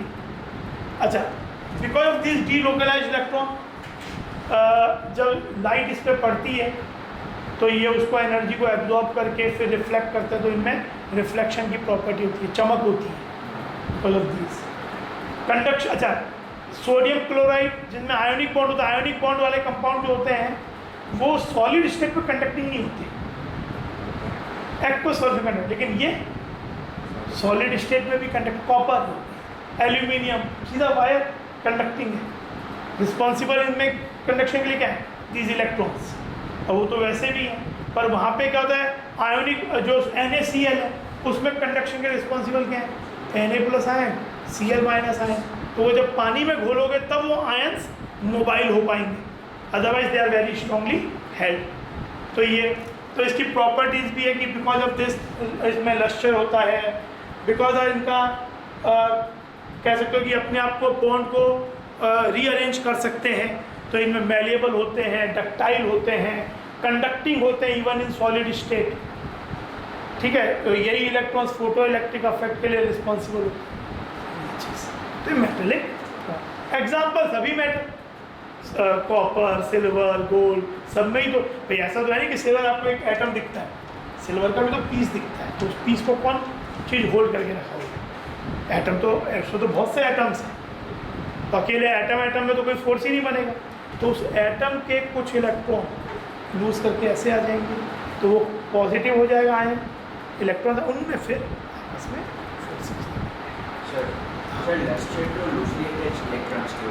कंडक्शन। मतलब यहाँ पे भी सब इलेक्ट्रॉन है 12 है, जो सबसे आउटर मोस्ट शेल वाले हैं जिनकी आयोनाइजेशन एनर्जी कम है वो 12 है, अंदर वाले कैसे हैं?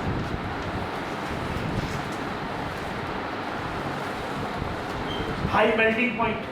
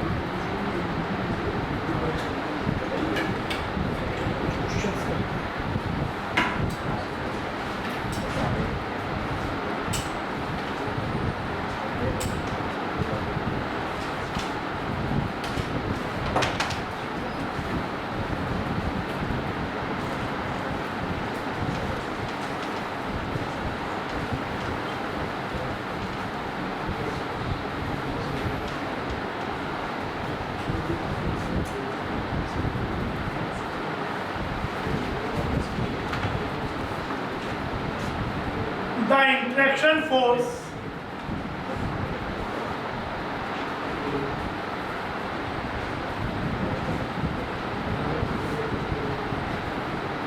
of London forces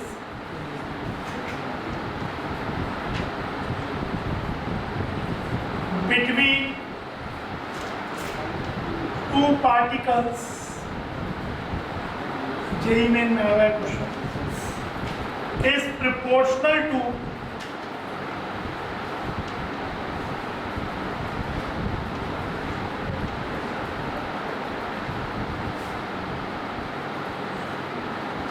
R is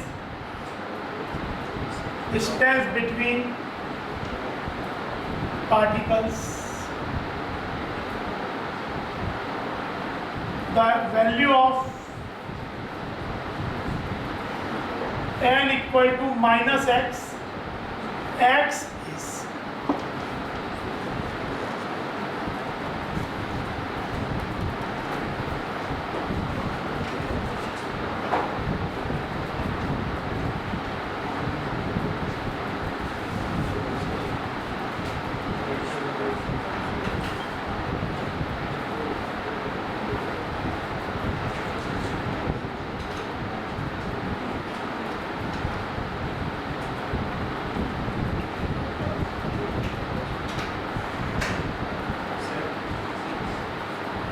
interaction force, energy नहीं बोल रहे,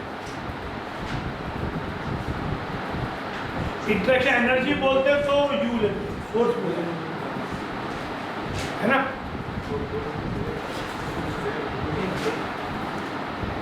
तो इंट्रैक्शन फोर्स जो डिस्पर्शन फोर्सेज या लंदन फोर्स होते हैं उनका इंट्रैक्शन फोर्स का फॉर्मूला होता है 1/r7।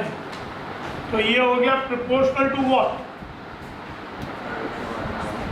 यानी ये वैल्यू हो गई n which is equal to minus X, hence x equal to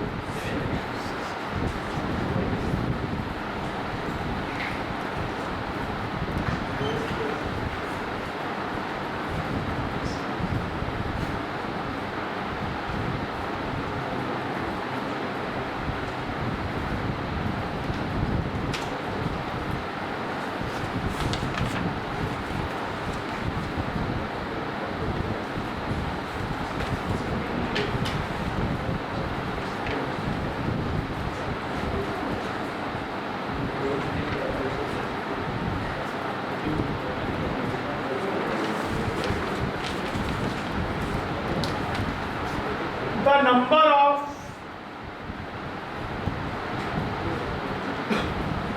given orbitals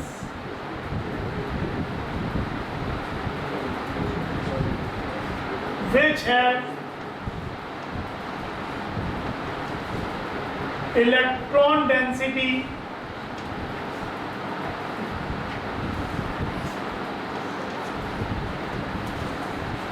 along the axis is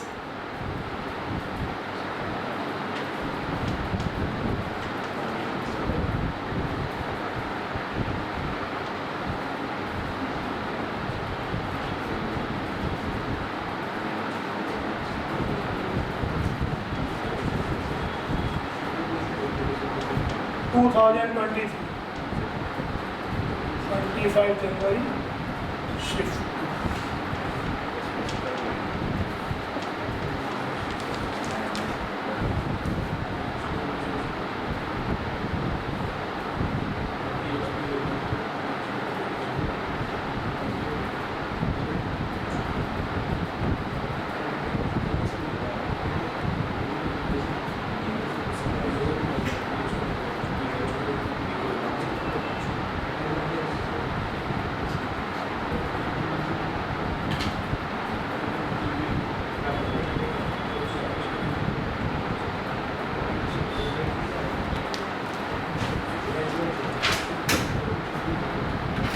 Along the axis होना जरूरी है और कहीं वो चले dz स्क्वायर में along the axis होता है। अब वो अलग बात है कि xy प्लेन में भी एक रिंग होता है, पर along the axis तो होता है और मेन तो वही होता है। तो dz स्क्वायर इज हमने बोला जो एक्सियल होते हैं, एक्सियल डी कौन कौन से होते हैं, dz square dx square minus y square और px py pz तो होते ही कौन से हो गए, 5 हो गए, नंबर होता है ना, आंसर 5 हो गए, px py pz dz square dx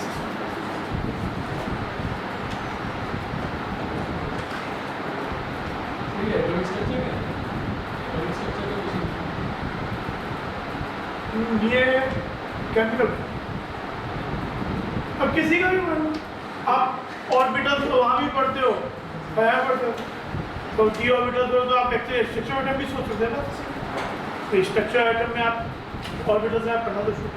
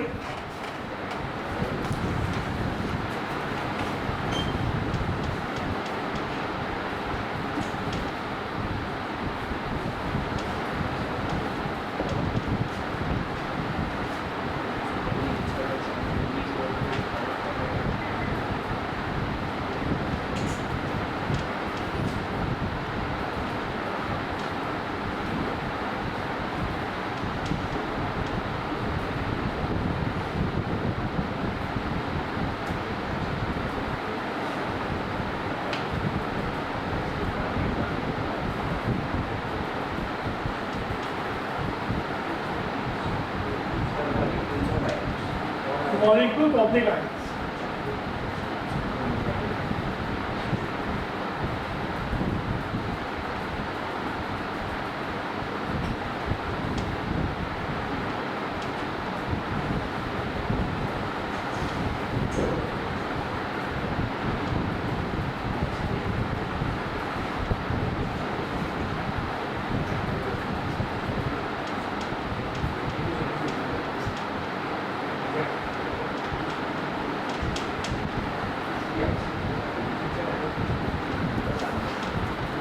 क्या मतलब हुआ इसका? Among the following 2019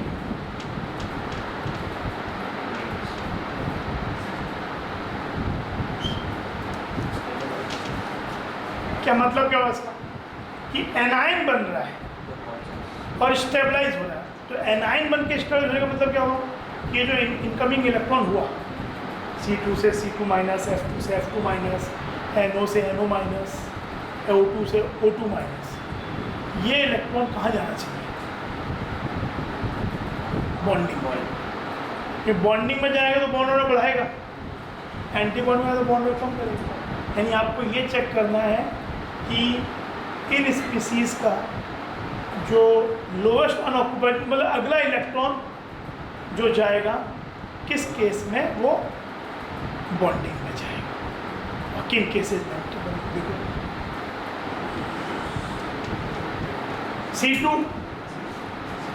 C2 का क्या होता है?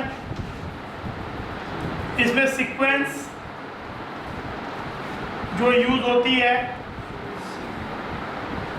Sigma 1s, sigma star 1s,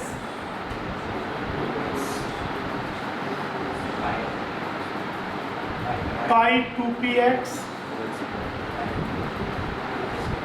और sigma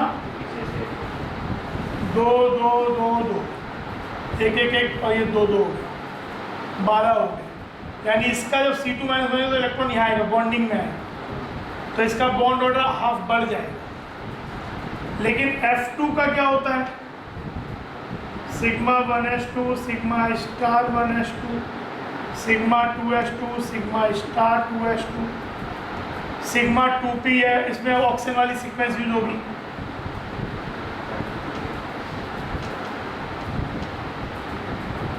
pi star,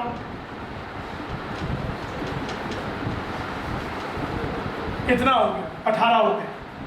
F2 18 electron भर गए, खाली क्या है? Sigma star. तो आने वाला इलेक्ट्रॉन कहाँ जाएगा? Anti bonding. तो ये वाला डिस्टेबलाइज होगा, 1 से हाफ हो जाएगा bond order. NO total 15 electron, proton भी 15, तो यही सीक्वेंस यूज कर लो। तो 15 के लिए क्या होगा? यहाँ तक कितने हुए? 2 2 2 2 2 10 15 के लिए सीक्वेंस। आने वाला इलेक्ट्रॉन कहाँ जाएगा? NO माइनस, एंटी बॉन्डिंग में। तो ये भी डीस्टेबलाइज होगा। हाँ, NO प्लस बनाते तो एंटी बॉन्डिंग से निकलना स्टेबलाइज होना, बॉन्डिंग से निकलना डीस्टेबलाइज होना। फिर बॉन्ड ऑर्डर कब बढ़ता है? या तो बॉन्डिंग में इलेक्ट्रॉन जाए या एंटी बॉन्डिंग से निकले। अब कम कब होता है? जब बॉन्डिंग से निकले या एंटी बॉन्डिंग में जाए। तो NO से NO प्लस में बॉन्ड ऑर्डर बढ़ जाता है क्योंकि इलेक्ट्रॉन ये वाला निकलता है। यहाँ NO माइनस की बात हो रही है। और O2 आपका ये होता है 16, नहीं एक एक पैरामीटर। O2 तो ये होता है ना 16 का, 14 ये हो गया प्लस एक एक। अब एक कहाँ है? यहाँ एंटी बॉन्डिंग नहीं है, यानी ये भी डिस्टेबलाइज हो रहा है। Answer is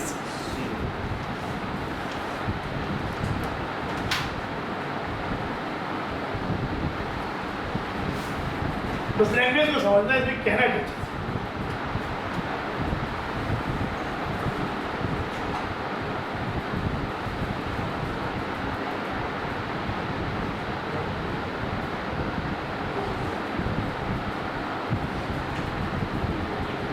pi and half sigma bonds are present in 2 pi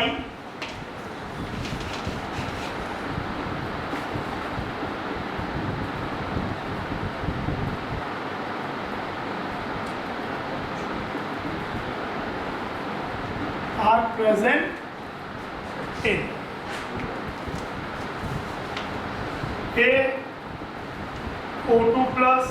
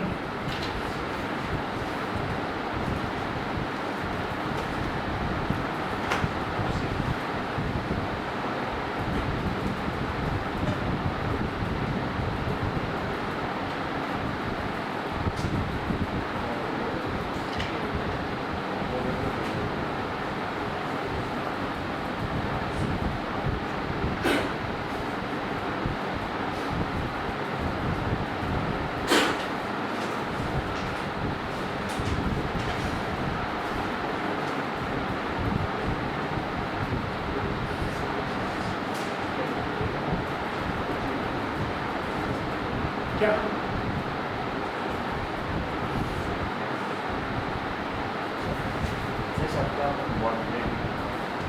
O2 plus O2 में बॉन्ड और 2 होता है, जिसमें हमने मैंने बताया कि अगर बॉन्ड को एनालाइज करना उस तरह से आता हो, हमने जो किया था एक तो फॉर्मूला है कि bond anti bonding minus anti bond, पर उससे हमें पूरी डिटेल निकल सकती है। अगर आप वो जैसे सिग्मा में 2 गए बॉन्ड बना सिग्मा स्टार में गए 2 तो टूट गया, तो उस समय सोचोगे तो O2 प्लस में आपका बॉन्ड O2 में होता है 1 सिग्मा आधा पाई O2 प्लस क्या हो जाएगा, एंटी बॉन्डिंग से 1 इलेक्ट्रॉन निकल जाता है, तो 1 sigma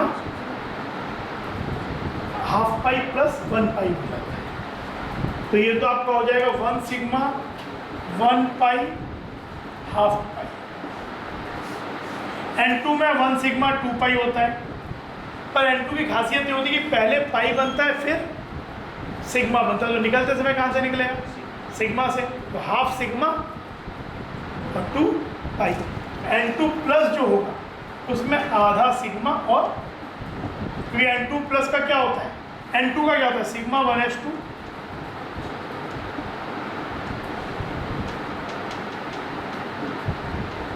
pi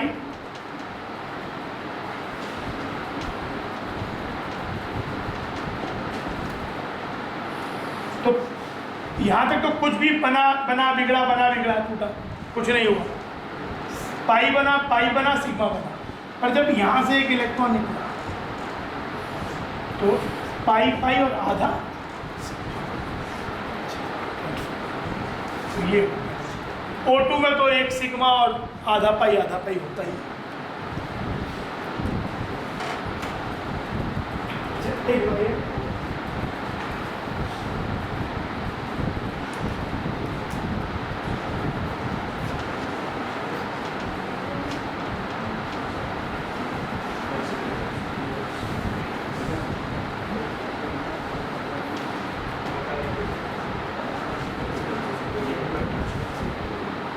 The compound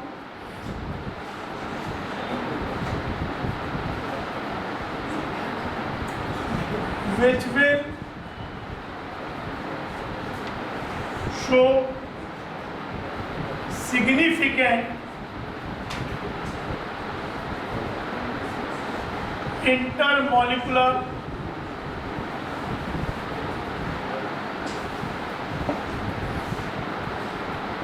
is R.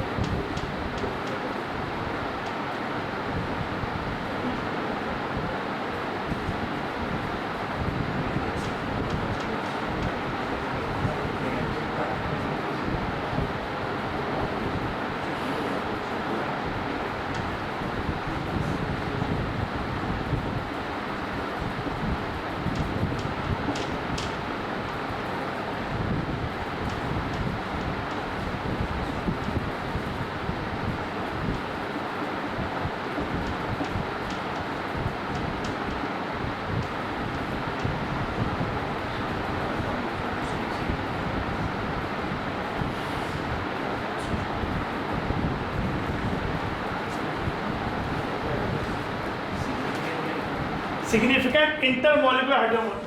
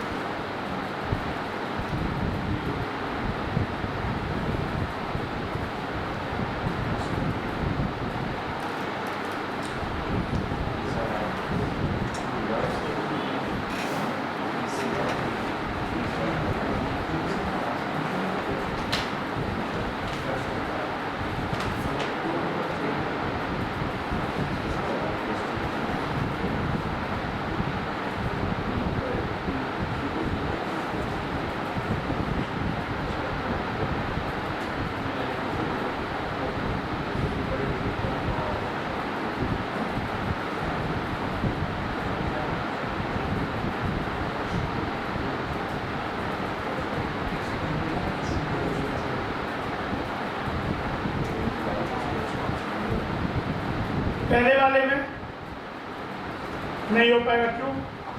क्योंकि इंट्रामॉलिक्यूलर हो जाएगा। दूसरे वाले में इंट्रामॉलिक्यूलर नहीं होगा, इंटरमॉलिक्यूलर, क्योंकि OH इज कैपेबल। तो OH का मॉलिक्यूल या तो OH से ही दूसरे के OH से जुड़ जाए, या इवन NH के H से भी जुड़ सकता है, तो इसमें होगा। तीसरे में देखो इंट्रामॉलिक्यूलर तो यहाँ ही नहीं, लेकिन अगर OH के आसपास देखो बहुत बल्कि ग्रुप है। ये वाला ग्रुप क्या होगा? टर्शियरी ब्यूटाइल बोलते हैं इसे। मतलब बहुत ही बल्कि ग्रुप है। एक कार्बन पे 3 CH थी, और ऐसे यहाँ भी है। तो ये जो OH है, ये इनके क्लाउड से ही घिर जाएगा। तो कोई दूसरा मॉलिक्यूल आके यहाँ पे उसके पास जगह ही नहीं बचेगी। इसको बोलते हैं स्टेरिक क्राउडिंग, स्टेरिक फैक्टर, जो कि बल्कीनेस का कारण है। Because of steric crowding of these two bulky groups, this OH will not find very difficult to undergo intermolecular hydrogen। क्योंकि इसको क्या होना पड़ेगा? इसको बनाना तो किससे बनाना पड़ेगा? किसी OH से बनाना पड़ेगा, और तो कुछ है भी नहीं। और जब ये वाला OH आएगा तो इसके बगल में भी तो दो बल्कि ग्रुप जुड़े हुए हैं, तो और ये क्राउडिंग है, तो आपस में ही है ना। इसके जब दूसरा मॉलिक्यूल जुड़ेगा तो उसके बगल में भी तो ये, तो बीच में, मतलब आप ऐसे सोचो, ऐसा हो गया कि इसके अराउंड एक बहुत बड़ा क्लाउड, ये ऐसा बीच में यहाँ OH है, ऐसे ही दूसरा वाला यहाँ बहुत बड़ा क्लाउड, यहाँ बीच में OH, तो इनको मौका ही नहीं मिलेगा आपस में इंटरेक्ट करने का, क्योंकि ये बल्कि ग्रुप्स इनको आने ही नहीं देते। The answer is only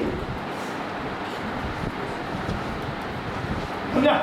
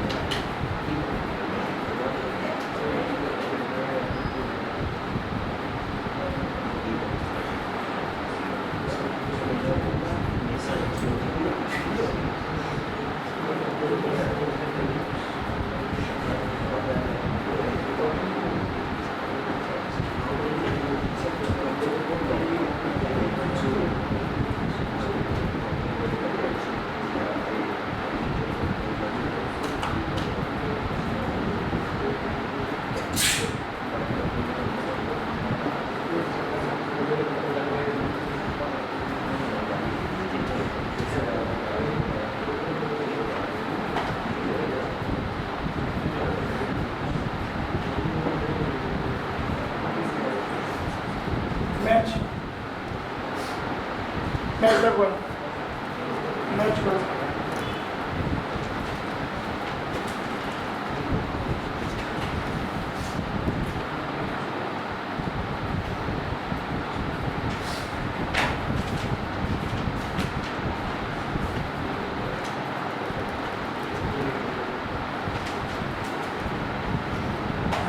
ion dipole भी डालें।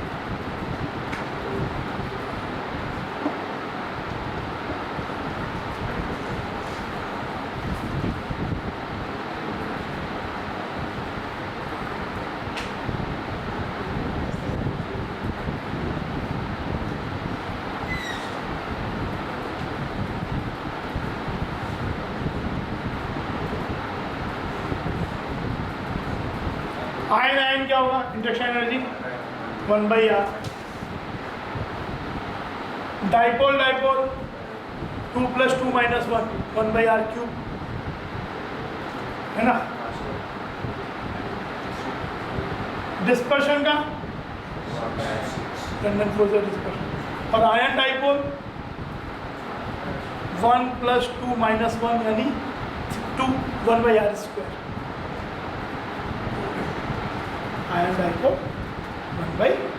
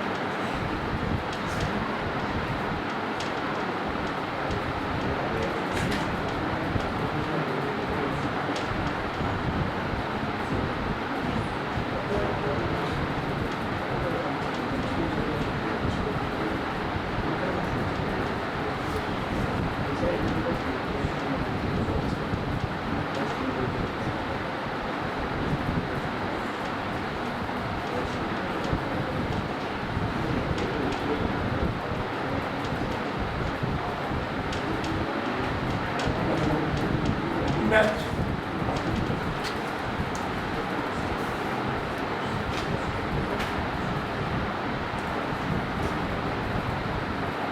और संग में शेप भी बता देना।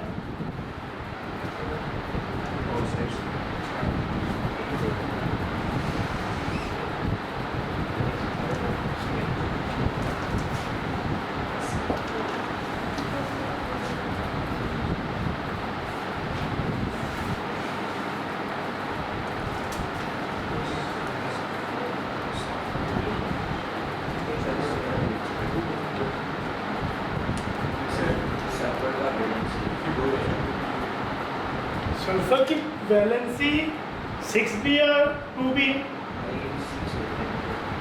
यहाँ तो वैलेंस इलेक्ट्रॉन्स चाहिए, तो वैलेंसी अलग बात है। वैलेंस इलेक्ट्रॉन 6 है, वैलेंसी हुआ कंबाइनिंग करने के, वो अलग बात है। कोई 6 है तो 2 इलेक्ट्रॉन ले भी सकता है, वैलेंस इलेक्ट्रॉन 6 है बिकॉज ग्रुप 16।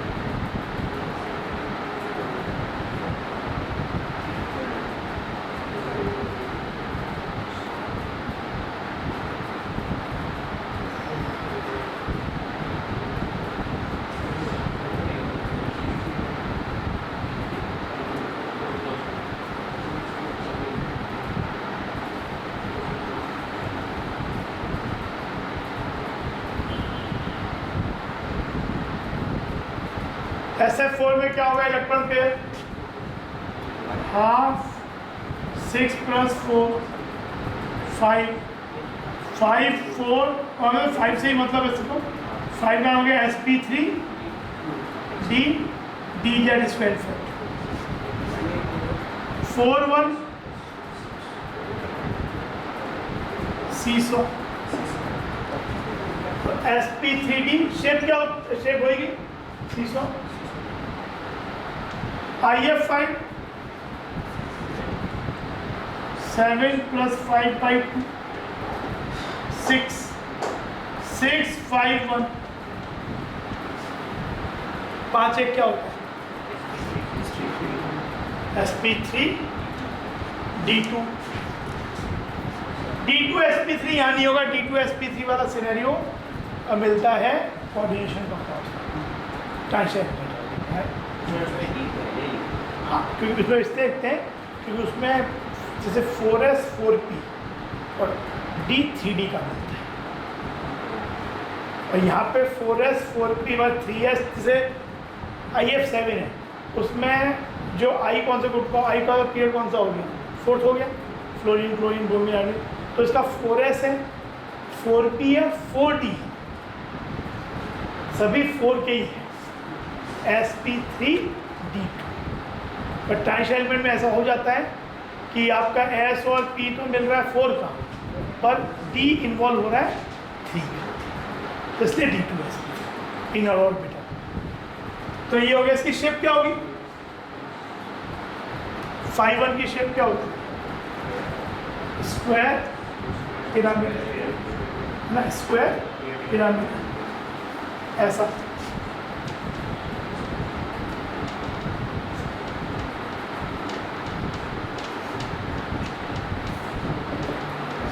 स्क्वायर पिरामिड ये NO2 प्लस sp तो सेंटर टर्म 5 हो गया ऑक्सीजन काउंट निकलेंगे -1 2 हो गया 4/2 2 2 0 sp लीनियर 2 0 इज लीनियर। हाँ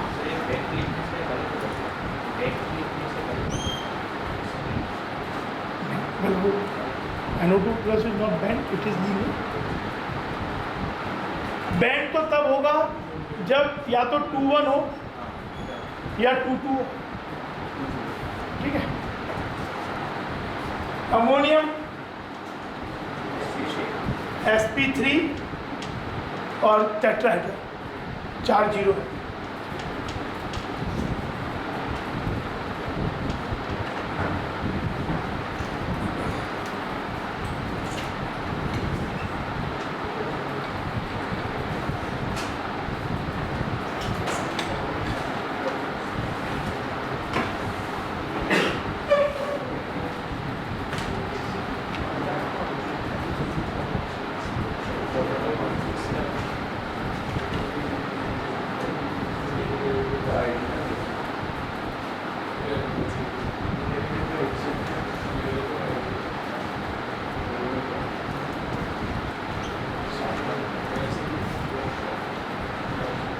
Structure of PCl5 in the solid state is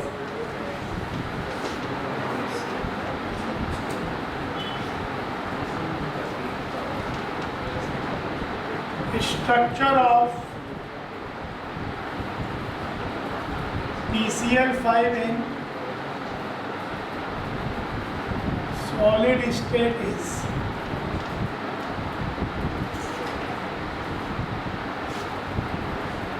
tetrahedral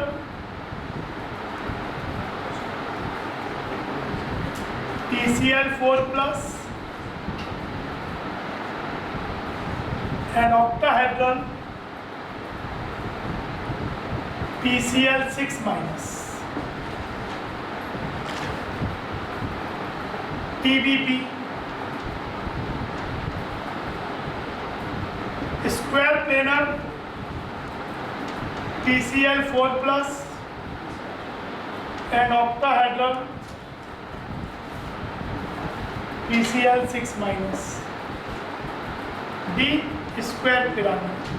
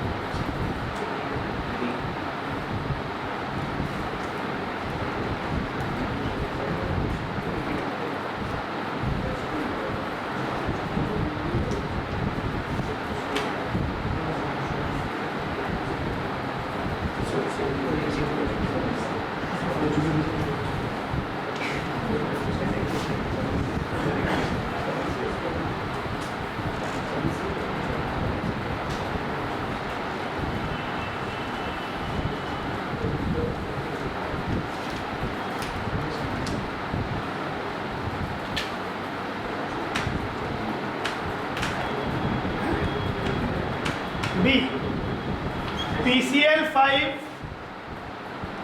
जब गैसियस स्टेट में होता है तो कोवलेंट होता है और TBP होता है sp3। लेकिन PCl5 जब सॉलिड स्टेट में होता है तो it exist as dimer. PCl4 plus PCl6 जिसमें इनके बीच में आयोनिक बॉन्ड है और ये कोवलेंट इसमें ही हुआ है।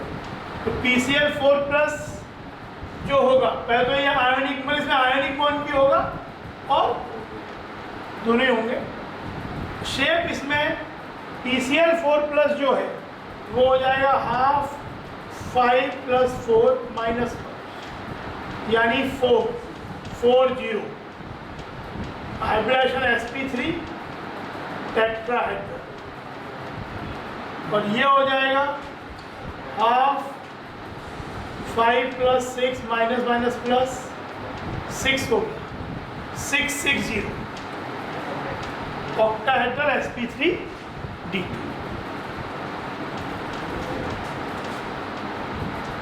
आंसर ही हो।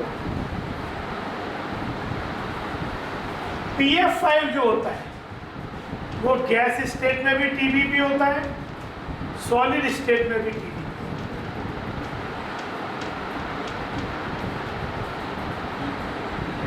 डायगोनल दोनों इक्वल, दोनों केस में एक जैसे ही। लेकिन जो PBr5 होता है गैस स्टेट में ट्राइगोनल बाइगोनल होता है कोवलेंट, लेकिन सॉलिड स्टेट में होता है PBr4 माइनस 4 प्लस और Br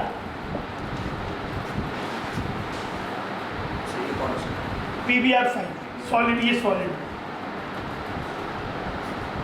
इनके बीच में आयोनिक बॉन्ड और ये वही टेट्राहेड्रल sp3 वही तो सिंगल एनायन। PI5 भी ऐसा होता है तो काफ़ी अनस्टेबल होता है केवल सॉल्यूशन स्टेट में। अब वैसे गैसेस स्टेट तो PI5 TBP, गैस स्टेट में तो सभी कोवलेंट TBP है, पर सॉलिड स्टेट में PI5 काफ़ी अनस्टेबल होता है, ऐसे एग्जिस्ट नहीं करता, केवल सॉल्यूशन में ही एग्जिस्ट करता है। सॉल्यूशन में इट एग्जिस्ट है PI4 प्लस I माइनस। ठीक है, एक क्लास में जो बैक बॉन्डिंग और ब्रिज बॉन्डिंग बचा है